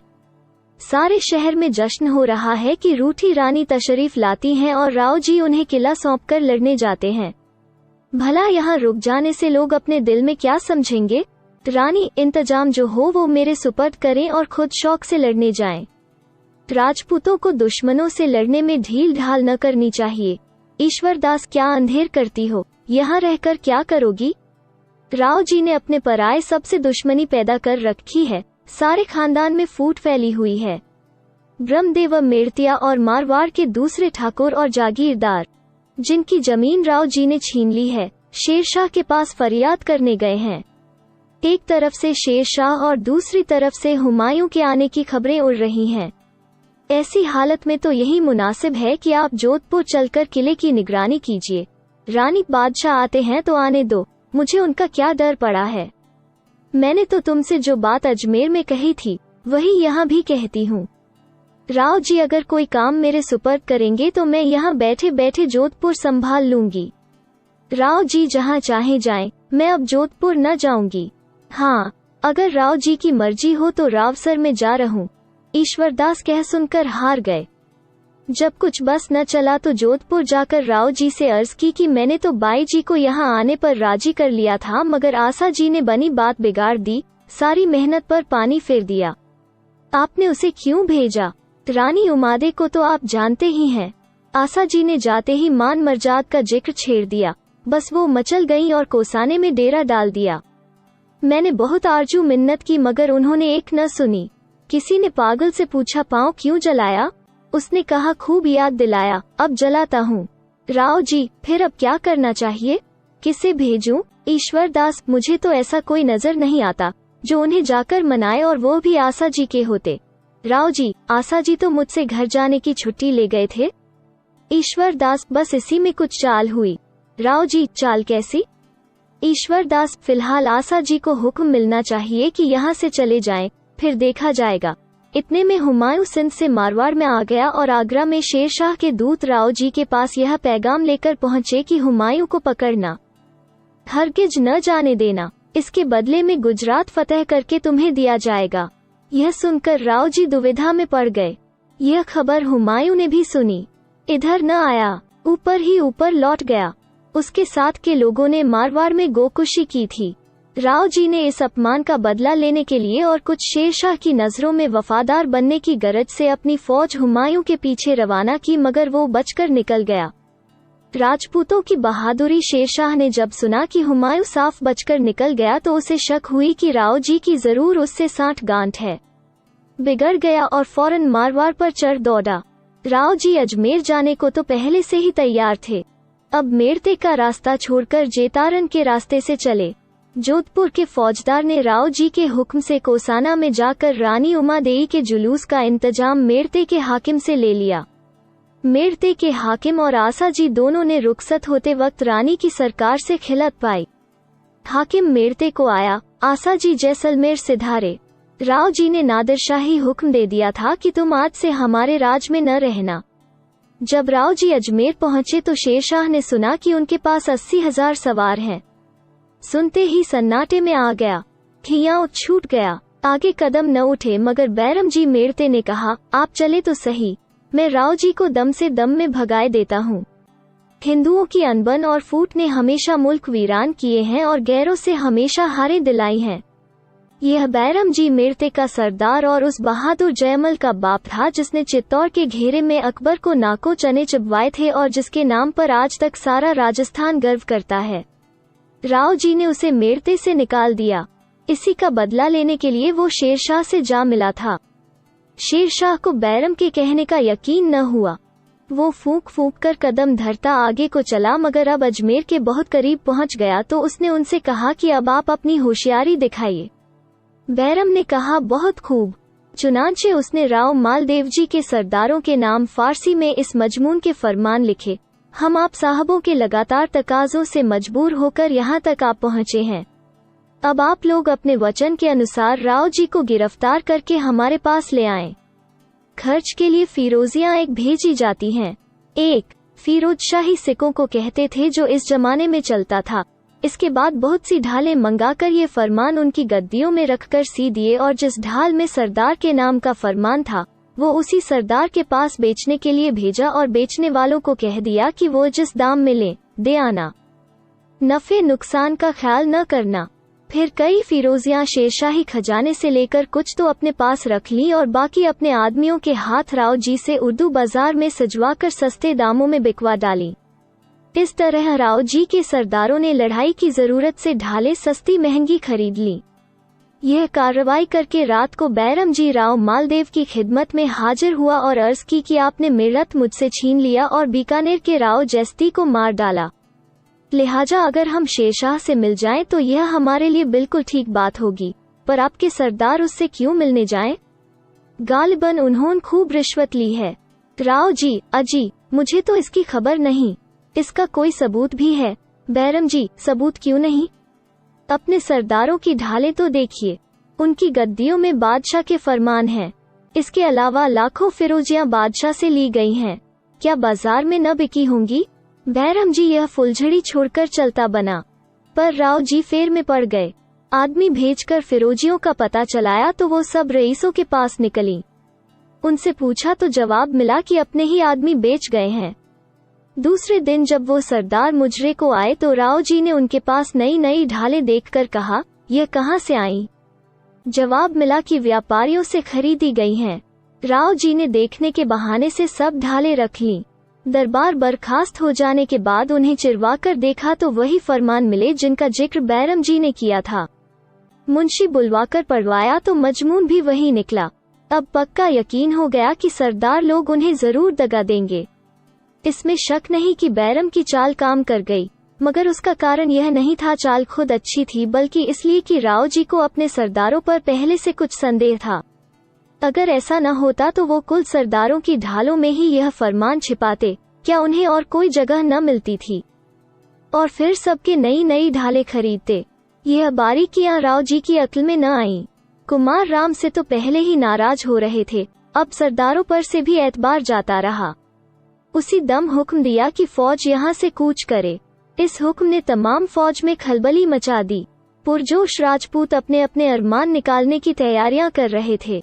कोई तलवार साफ कर रहा था, कोई तीर कमान का अभ्यास कर रहा था, कोई वर्दी संभाल रहा था। सारी फौज में दूसरे दिन लड़ने की खुशी फैली हुई थी कि यकायक राव जी का यह हुक्म निकला। सरदारों को फौरन खटका हुआ कि राव जी हमसे नाराज हो गए, वरना जीती जिताई लड़ाई छोड़कर यूं कूच का हुक्म हरगिज न देते। सबके सब जमा होकर राव जी की खिदमत में हाजिर हुए और अर्ज की कि आप हमारी तरफ से दिल में किसी किस्म की बदगुमानी न रखिए। हम मरते दम तक आपका साथ न छोड़ेंगे। हम लड़कर अपनी जान देंगे मगर मैदान में मुंह न मोड़ेंगे। हम शेरशाह सूरी से हरगिज नहीं मिले। जरूर आपको किसी ने धोखे में डाल दिया है। पर राव जी को यकीन न आया और फौज कूच करने की तैयारी करने लगी। शेरशाह ने दुश्मन को यूं मैदान में भागते देखकर बैरम जी और दूसरे साजिशी सरदारों के हिम्मत दिलाने से राव जी का पीछा किया। जब राव जी बाबरा जिला जैतारन के पास सुंबल नदी में उतरे तो उनके सूरमा सरदार जेता और कोम्पा ने अर्ज की, यहाँ तक जो जमीन हम पीछे छोड़ आए हैं वो आपकी जीती हुई थी और हमारे कब्जे में थोड़े ही दिनों से थी, मगर अब यहाँ से आगे हमारे पुरखों की जायदाद है। हम ऐसे कपूत नहीं हैं कि अपने बाप दादा के मुल्क को यूं सहज में छोड़कर चले जाएं। आप जाते हैं, खुशी से जाइए, हम तो शेरशाह से यहीं जमकर लड़ेंगे। वो भी तो देखे कि राजपूत जमीन के लिए कैसी बेदर्दी से लड़कर जान देते हैं। राव जी के कहा, यहाँ लड़ना फिजूल है, अब चले हैं तो जोधपुर ही पहुंचकर लड़ेंगे। मगर जेता और कोम्पा ने न माना। वे अपने 10,000 जान पर खेलने वाले बहादुर राठौरों को लेकर पलटे और बादशाही फौज पर पिल पड़े और ऐसा जी तोड़ कर लड़े कि बादशाह समझा अब हारा। मगर 10,000 राजपूत 50,000 आदमियों के मुकाबले में क्या कर सकते थे। हाँ, उन्होंने उस राजपूती दिलेरी का नमूना दिखा दिया जो फतेहपुर सी करी। हल्दी घाटी, चित्तौड़गढ़ के मैदानों में बार बार जाहिर हो चुकी है और अगरचे सब के सब खेत रहे मगर अपनी बहादुरी का सिक्का बादशाह के दिल पर जमा गए। शेरशाह ने खुदा को दोहरा शुक्रिया अदा किया और सरदारों से कहा, बड़ी खैरियत हुई, वरना मुट्ठी भर बाजरे के लिए हिंदुस्तान की सल्तनत हाथ से गई थी। दूसरे दिन हार की खबर पाकर राव जी ने सेवाने की तरफ बांग मोड़ी जोधपुर को लिखा कि किले की खूब तैयारी करो और रानियों को हमारे पास भेज दो। रूठी रानी को भी यही पैगाम दे दो। किएदार ने हुक्म पाते ही सब रानियों को सेवाने भेज दिया। जोधपुर से पश्चिम में 30 कोस की दूरी पर यह जगह है और खुद किला दुरुस्त करके लड़ने मरने के लिए तैयार हो बैठा। जो राठौर सरदार राव जी की बदगुमानी से दुखी होकर अलग हो गए थे और कुछ वे जो जेता और कोम्पा के साथियों में से बच रहे थे, वे सब मिलकर रूठी रानी की खिदमत में हाजिर हो गए। इस तरह रानी के पास जान पर खेलने वालों की एक खासी जमात तैयार हो गई। रानी ने बावजूद किएदार के लगातार तकाजों के कोसाने से कूच न किया। शेरशाह खुद तो न आया मगर उसने अपने सरदार ख्वास खां को 5,000 सिपाहियों के साथ जोधपुर फतह करने के लिए भेजा। उसने आकर किला घेर लिया। किएदार उससे कई दिन तक लड़ा मगर अब किले का सब पानी खर्च हो चुका तो उसने दरवाजा खोल दिया और एक घमासान लड़ाई लड़कर मर गया। किले पर ख्वास खां का कब्जा हो गया। इस तरह राव जी की बदगुमानी और बुजदिली ने दुश्मनों के हाथ में जबरदस्ती फतह का झंडा दे दिया। जेता और कोम्पा के मारे जाने के बाद भी राव जी के पास 70,000 सिपाही थे। अगर बजाय सेवाने के जोधपुर आते और सारी ताकत से मुकाबला करते तो यकीन था कि बादशाह की हार होती, किंतु यह नौबत आ गई कि 5,000 आदमियों ने जोधपुर घेरा डालकर जीत लिया। राजपूतों ने जहां असीम वीरता दिखाई है वहां बहुत बार रणनीति के अपने अज्ञान का सबूत भी दिया है। ख्वास खां ने किले पर अपना कब्जा जमाकर फौज का एक हिस्सा बीकानेर को रवाना कर दिया, वो राव जैस्ती के लड़के कल्याणमल को गद्दी पर बिठा दे। इसी तरह बैरम जी के साथ भी थोड़ी सी फौज मेरता फतह करने के लिए भेजी। इतने में ख्वास खां को खबर मिली कि राठौर कोसाने में जमा हो रहे हैं। वो फौरन वहां पहुंचा और रूठी रानी को कहलाया कि या तो हमसे लड़ो या जगह खाली कर दो। रानी ने जवाब दिया कि मैं लड़ने को तैयार हूँ, तेरा जब भी जी चाहे आजा। मैं औरत हूँ तो क्या मगर राजपूत की बेटी हूँ। ख्वास खां ने अपने सरदारों से सलाह ली कि अब क्या करना चाहिए। उन्होंने कहा, अभी थोड़े से राजपूतों ने बादशाह से लड़कर आफत मचा दी थी। उसके साथ राजा भी न था। अगर वो होता तो नहीं मालूम क्या गजब हो जाता। अब फिर उन्हीं से खामखां झगड़ा मोल लेने की क्या जरूरत है। यह ठीक है कि राजा यहाँ नहीं है, मगर रानी तो है। उसके सरदार अपनी रानी की इज्जत बचाने के लिए जी तोड़कर लड़ेंगे, और रानी खुद भी दबने वाली नहीं नजर आती। ख्वास खां ने कहा, यह तो ठीक है, मगर यहाँ से बिना लड़े जाऊंगा तो लोग कहेंगे कि मर्द होकर औरत के सामने से भाग गया। सरदारों ने जवाब दिया कि औरत से न लड़ने में इतनी जिल्लत नहीं जितनी उससे हार जाने में। आखिरकार यह फैसला हुआ कि इस मामले में बादशाह की राय की गुजारिश की जाए। बादशाह उस वक्त अजमेर में था और राणा उदय सिंह पर चढ़ाई करने की फिक्र में था। ख्वास खां की अर्जी पहुंचते ही उसने जवाब दिया कि अब इन भेड़ों के छत्ते को न छेड़ो। जो मुल्क कब्जे में आ गया है उसी को गनीमत समझो। हाँ, अगर वो खुद लड़ने आए तो मैदान से न हटो। हाँ, उसके पास कहला भेजा कि जहाँ मेरा लश्कर पड़ा है, हुक्म हो तो वहाँ एक गांव बसाकर चला जाऊं ताकि आपके मुल्क पर मेरा भी कुछ निशान रह जाए। रानी ने फरमाया, नाम नेकी से रहता है, गांव बसाने से नहीं। इस वक्त तू जोधपुर का हाकिम है, अगर तू रियाया के साथ बर्ताव करेगा, उसे आराम चैन में रखेगा तो आप तेरी यादगार बना देंगे। ख्वास खां ने गुजारिश की, खुदा आपकी जबान मुबारक करें, मैं जो अपने हाथ से कर जाऊं वही अच्छा है, फिर नहीं मालूम यहाँ मेरा रहना हो या ना हो। रानी ने अपने सरदारों से मशवरा किया। उन्होंने कहा, क्या नुकसान है, अपने देश में एक और गांव बढ़ जाएगा। चुनांचे रानी ने ख्वास खां की दरख्वास्त मंजूर कर ली और वो नेक मर्द ख्वासपुर संवत 1600 में वहां से चल दिया। राव जी का देहांत संवत 1602 में शेर शाह इस दुनिया से सिधारा। उसने सल्तनत का बंदोबस्त बड़ी धूमधाम से किया था और उसकी न्यायप्रियता हिंदुस्तान के इतिहास में हमेशा याद ही की जाएगी। राजा टोडरमल इसी बादशाह के दरबार में पहले नौकर था और लगान के वो कानून जो अकबर के नाम से जुड़े हुए हैं, इसी बादशाह की तदबीर के नतीजे हैं। शेरशाह की मौत की खबर फैलते ही राव जी के राजपूत इधर उधर से ख्वास खां पर हमला करने लगे। वो भी कुछ दिनों तक उनका बड़ी जवामदी से सामना करता रहा। आखिरकार जोधपुर के बाजार में मारा गया। रूठी रानी की हिदायत से उसने जोधपुर वालों के साथ बहुत अच्छा बर्ताव किया था, इसलिए वो लोग उसकी लाश को बड़ी इज्जत से ख्वासपुर ले गए। वहां उसका मकबरा बनवाया, उसके नाम का गांव बसाया, बाग लगवाया, एक और यादगारी कब्र जोधपुर में बनवाई। दोनों जगह उसकी कब्र पर मन्नतें चढ़ने लगी। हिंदू मुसलमान दोनों आज तक वहां चढ़ावे चढ़ाते हैं और उसका नाम इज्जत से लेते हैं। यह सब उसकी नेकी का फल है जो बहुत कम बादशाहों को मयस्सर हुआ है। राव जी भी सिवाने से रास्ते के अफगानी थानों को उठाते हुए लड़ते भिड़ते जोधपुर पहुंच गए और फिर से जोधपुर में राठौरों का राज हुआ। इसके साथ ही खांगी झगड़े भी शुरू हुए जिनका कारण झाली रानी स्वरूप देई थी। राव जी का बड़ा बेटा कुमार राम रानी लाछल देई कचवाही से पैदा हुआ था। वो ज्यादातर रूठी रानी के पास रहा करता था। उससे छोटा रायमल झाली रानी हीरा देई से था और उदयसेन और चंद्रसेन रानी स्वरूप देई से थे। हीरा देई और स्वरूप देई दोनों चचेरी बहनें थीं। वे अपने अपने बेटों के फायदे के ख्याल से राव जी को कुमार राम की तरफ से झूठी सच्ची बातें बना बनाकर विमुख किया करती थीं। राम भी राव जी को अपनी तरफ से खिंचा देखकर खिंचा रहता था और राजदरबारी राव जी के संकी स्वभाव और कमजोरी को देखकर राम को भड़काते रहते थे। मारवाड़ में अमीर घराने में मर्दों के लिए दाढ़ी तरशवाने और औरतों के लिए हाथी दांत का चूड़ा पहनने के दो बड़ी खुशी के मौके होते हैं। इन अवसरों पर खूब महफिलें जमती हैं, खूब दावतें खिलाई जाती हैं। संवत 1604 में राम 16 बरस का हो गया। उसके थोड़ी थोड़ी दाढ़ी मूंछ भी निकल आई। दाढ़ी जब तक ठुड्डी का हो गया, उसके थोड़ी थोड़ी दाढ़ी मूंछ भी निकल आई। दाढ़ी जब तक ठुड्डी के ऊपर बीच में से नहीं तराशी जाती उस वक्त तक हिंदू मुसलमानों में कोई फर्क नहीं रहता कि जैसे हिंदू और मुसलमान में दाढ़ी की पहचान है।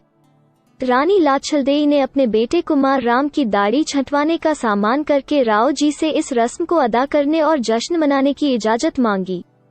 उन्होंने मंजूर कर लिया, मगर चूंकि जोधपुर में बहुत गर्मी थी, इसलिए राम का प्रस्ताव हुआ कि मंदौर 1 में जाकर खुशियां मनाएं, जो दिलकश बागों और नजारों से भरा हुआ है। 1 मंदौर मारवाड़ की पुरानी राजधानी है। यह जोधपुर से 3 कोस उत्तर एक पहाड़ी के नीचे बसा है। इस बहाने वो मंदौर चला आया और यहाँ अपने दोस्तों और सहयोगियों और अपना भेद जानने वालों को जमा करके बोला कि राव जी बूढ़े हो गए हैं, उनकी बदइंतजामी से मुल्क में झगड़े मचे हुए हैं।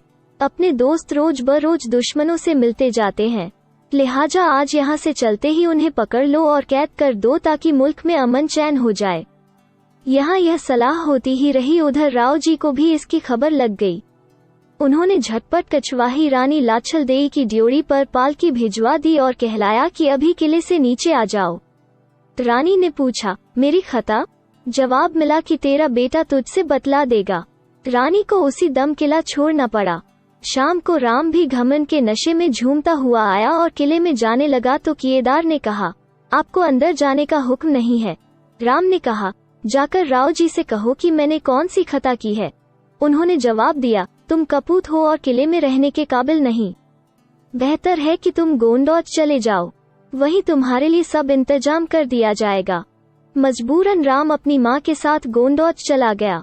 झाली रानियों ने जब यह अपनी मर्जी के मुताबिक करा लिया तो अब रूठी रानी के पीछे पड़ी कि किसी तरह यह सिल छाती पर से सरक जाती तो फिर किसी बात का खटका न रहता। हमारे हाथ में राव जी हैं ही, जो चाहते करते। चुनांचे राव जी के कान भरने लगी कि रूठी रानी ही के इशारे से राम ऐसा आज्ञाद्रोही और फसादी हो गया है। रानियों के इशारे से और लोगों ने भी रूठी रानी की शिकायत की, यहाँ तक कि राव जी ने उसे भी गोंडौज भेज दिया। अब की बार पति की आज्ञा उसने बड़े शौक से मानी, क्योंकि कछवाही रानी और कुमार राम से उसको बहुत स्नेह हो गया था। इसके अलावा वो राव जी को इतनी परेशानियों में फंसा देखकर उन्हें तंग करना ठीक न समझती थी। जिस दिन उसके गोंडौज जाने की खबर रनिवास में पहुंची, उसकी सौतों के घर घी के चिराग जले। कुमार राम की शादी राणा उदय सिंह की लड़की से हुई थी। गोंडौज में अपना निबाह न देखकर वो उदयपुर चला गया। राणा ने उसका बड़ा स्वागत सत्कार किया और मौजा कलेवा उसके रहने के लिए दे दिया, जो मारवाड़ से बहुत नजदीक है। थोड़े दिन में राम अपनी माँ और उमादे दोनों को उसी जगह ले गया। इस तरह झाली रानियों की आंख का कांटा निकल गया। राव जी भी बाहरी और भीतरी झंझटों से फुर्सत पाकर देश जीतने में लग गए और बहुत से खोए हुए इलाके फिर से जीत लिए, बल्कि कई नए इलाके भी फतह किए। मगर इन सफलताओं का सिलसिला बहुत जल्द टूट गया। अकबर के तख्त पर आने और जोग पकड़ने से राव जी को अपनी ही पगड़ी संभालनी मुश्किल हो गई। धीरे धीरे कितने ही इलाके हाथ से निकल गए। जवान बादशाह की जोशीली चढ़ाइयों का बूढ़ा राव क्या सामना करता। उसकी जिंदगी के दिन भी पूरे हो गए थे। आखिर संवत 1619 के कार्तिक महीने में राव मालदेव ने बड़ी कामयाबी से राज करने के बाद स्वर्ग की राह ली। रूठी रानी का सती होना। रानियां सती होने की तैयारियां करने लगीं। झाला रानी को उसके बेटे चंद्रसेन ने सती होने से रोक लिया और कहा कि 2-4 दिन में सब सरदार आ जाएंगे, उनसे मेरी मदद का वादा करा के तब सती होना। झाला रानी ने चंद्रसेन को बावजूद उदय सिंह से छोटा होने के राव जी से कह सुनकर उत्तराधिकारी बनवा दिया था। रानी हीरादेई ने भी समझाया कि चंद्रसेन को इस तरह छोड़कर सती होने में बहुत नुकसान होगा। आखिर रानी स्वरूपदेई ठहर गईं, उस वक्त सती न हुई।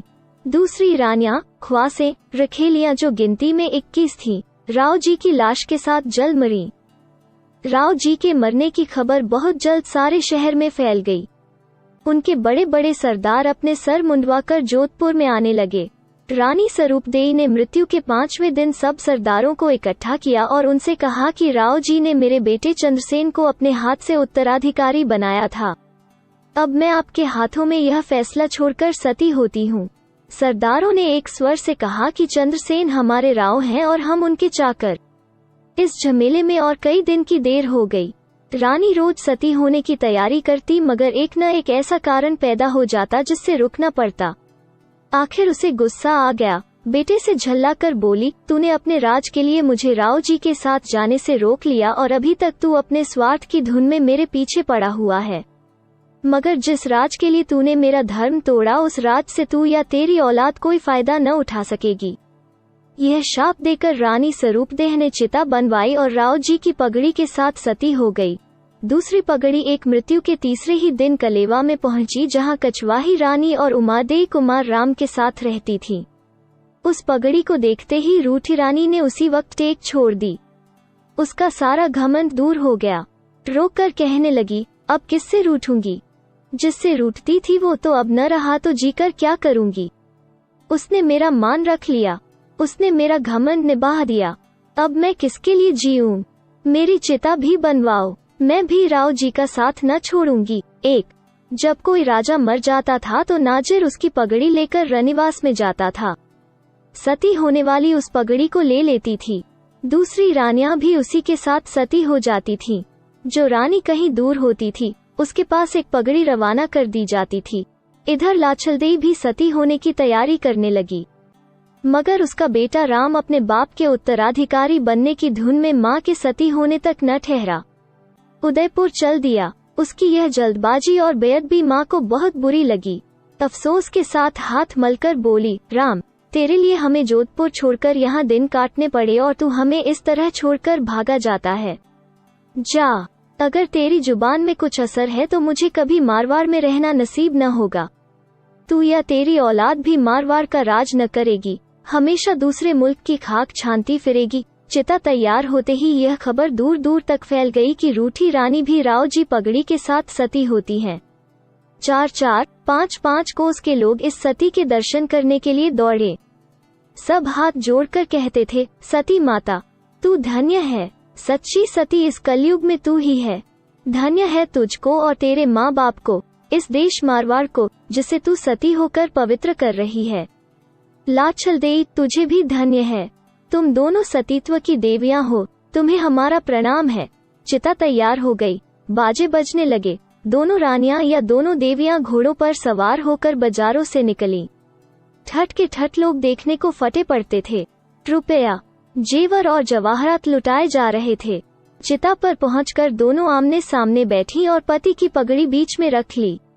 आग देने वाला कोई न था, सब लोग खड़े देख रहे थे। मारे अदब के किसी के मुंह से आवाज भी नहीं निकली। रूठी रानी का चेहरा चांद सा चमक रहा था। यकायक कुमार राम बेइज्जती का ख्याल आते ही सुर्ख हो गया।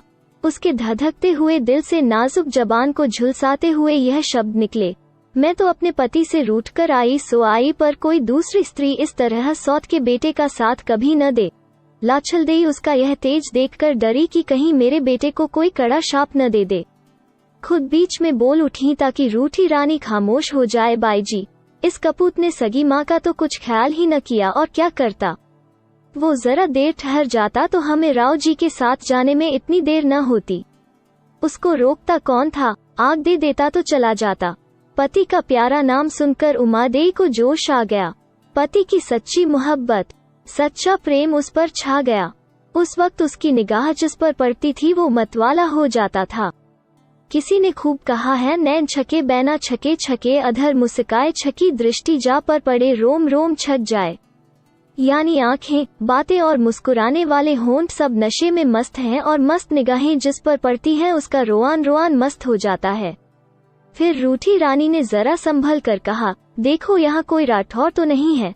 संयोग से जीत मालवत नाम का एक कंगाल राठौर मिला। वो डरता डरता आया और हाथ जोड़कर बोला, सती माता, मुझ पर दया कीजिए, मैं तो भूख से तंग होकर मारवाड़ छोड़ आया हूँ और मेवाड़ में मेहनत मजदूरी करके पेट पालता हूँ।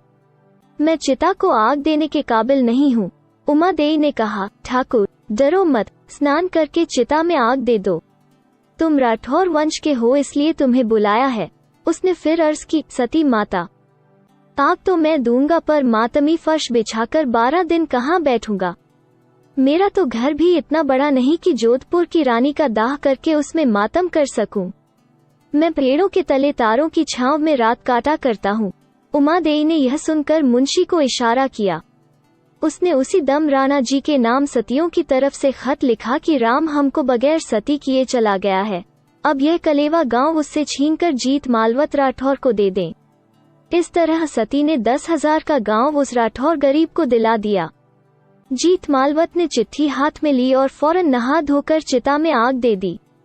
दम के दम में वहां रात की एक ढेरी के सिवा कोई निशान बाकी न रहा। घड़ी 2 घड़ी में हवा ने जर्रों को इधर उधर बिखेर कर और भी किस्सा तमाम कर दिया। ता सहर वो भी छोड़ी तूने ओ बादे सबा यादगारे रौनके महफिल थी परवाने की खाक। मगर खाक न रही तो क्या, रूठी रानी का नाम अभी तक चला आता है। लोग अभी तक उसके नाम का अदब करते हैं। इस तरह शादी के 27 बरस बाद उमादेई का मान टूटा और मान के साथ जिंदगी का प्याला भी टूट गया। उमादेई भट्टानी तुझे धन्य है, जब तक तू जिंदा रही तूने अपनी आन निभाई और मरी तो भी आन के साथ मरी। तू विमान पर चढ़ जा, फरिश्ते हाथों में फूल लिए तेरे इंतजार में खड़े हैं कि तुझे देखें और फूलों की बरखा करें। ए पवित्र देवी, जा, सतीत्व तुझ पर न्यौछावर होने को तैयार है और तेरा प्यारा पति जिसके नाम पर तूने जान दी, आंखें बिछाए तेरी प्रतीक्षा कर रहा है। उमा देवी भट्टानी के सती होने की खबर जब जोधपुर पहुंची तो लोग धन्य धन्य करने लगे। कायम रहे वो भाटी वंश जिसमें ऐसी ऐसी राजकुमारियां पैदा होती है, पति के रूठने पर भी जिनके सतीत्व की चादर पर कभी कोई धब्बा नहीं लगता, जिससे रूठती हैं उसी के कदमों पर अपना सिर निछावर कर देती हैं। ऐसा रूठना कहीं किसी ने देखा है? राव जी के देहांत के 12वें दिन जीत मालवत के लिए जोधपुर पगड़ी आई। उसने सब क्रियाक्रम करके पगड़ी बांधी, फिर उदयपुर जाकर वो चिट्ठी राजा उदय सिंह को दी। उन्होंने चिट्ठी पढ़कर आदरपूर्वक उसे सिर पर रख लिया और कलेवा का पट्टा उसके नाम लिख दिया। उसने लौटकर उस गांव पर अपना कब्जा कर लिया जहां रूठी रानी सती हुई थी। वहां एक पक्की छतरी बनवा दी थी जिसका निशान आज तक मौजूद है। रूठी रानी की सिफारिश से जिस तरह जीत मालवत को कलेवा मिल गया, उसी तरह उसकी बद्दुआ भी बेअसर न हुई। कुमार राम को जोधपुर की गद्दी पर बैठना नसीब न हुआ। उदय सिंह और अकबर के सम्मिलित प्रयत्न भी उसे वहां का राज दिलाने में नाकाम रहे। इसी नाकामी से वो कुछ दिनों देश निकाले की मुसीबतें झेलकर आखिरकार मर गया और अपने अरमान अपने साथ लेता गया। उसके पोते केशवदास को, जो अकबर और जहांगीर के तज़किरों में केशव मारू के नाम से मशहूर है, मालवा में एक छो जागीर मिली थी जिसका नाम अमझेरा था, मगर सन 1857 ई के गदर में वो भी जब्त हो गई। झाली रानी स्वरूपदेई की बद्दुआ भी आखिरकार रंग लाई। उस वक्त तो चंद्रसेन जोधपुर का राव हो गया, मगर बाद को जब अकबर ने मालदेव के मरने की खबर पाकर मारवाड़ पर फौजें भेजी तो कुमार राम, रायमल और उदय सिंह तीनों शाही फौज से आ मिले, जिसका नतीजा यह हुआ कि संवत 1622 विक्रमी में चंद्रसेन ने जोधपुर खाली कर दिया। अकबर ने उस मुल्क को 16 बरस अपने हाथ में रखकर संवत 1640 में उदय सिंह के हवाले कर दिया। उसकी संतानें अब तक जोधपुर पर राज करती हैं। चंद्रसेन के पोते कर्मसेन को जहांगीर ने अजमेर के इलाके में भनाए का परगना दिया था। उसकी औलाद अब तक वहां है। इस तरह रूठी रानी की कहानी पूरी हुई। वो नहीं है, मगर उसका नाम आज 350 साल गुजर जाने पर भी ज्यों का त्यों बना हुआ है। मारवाड़ के कवीश्वरों ने उमा देवी की तारीफ में जो कुछ लिखा है वो इतना पुरसर और पुरदर्द है कि उसे पढ़कर आज भी रोना आता है और दिल उमड़ आता है। अगर इस वक्त सती होने की रस्म नहीं है, मगर उन कविताओं और गीतों को पढ़कर उस समय का करुण दृश्य आंखों के सामने आ जाता है। आसाजी चारण, जिसने एक दोहा पढ़कर उमा देवी को हमेशा के लिए पति से अलग कर दिया था, उस वक्त एक मौज में भारीली और बाघा के साथ रहता था। जब उसने रूठी रानी के सती होने की खबर पाई तो बोला, ए उमा देवी, तुझे धन्य है। तूने कहा था आखिरी दम तक मेरा मान रह जाए तब तारीफ करना। जैसा तूने कहा था कर दिखाया। तेरे साहस और तेरे स्वाभिमान को बार बार धन्य है। आसाजी ने उसी वक्त 14 बंदों की एक कविता लिखी और इसकी नकलें सारे राजपूताने में भिजवाई, क्योंकि उसने वादा किया था कि अगर मैं तुम्हारे बाद तक जिंदा रहा तो तुम्हारे नाम को अमर बना जाऊंगा। बात के पक्के ने अपने वायदे को पूरा किया। वो पद आज तक मारवाड़ के बच्चे बच्चे की जुबान पर हैं और जब तक इन पदों को पढ़ने वाली बाकी रहेंगे, रूठी रानी का नाम रोशन रहेगा। इस उपन्यास में बस इतना ही। दी एंड। सुनने के लिए धन्यवाद।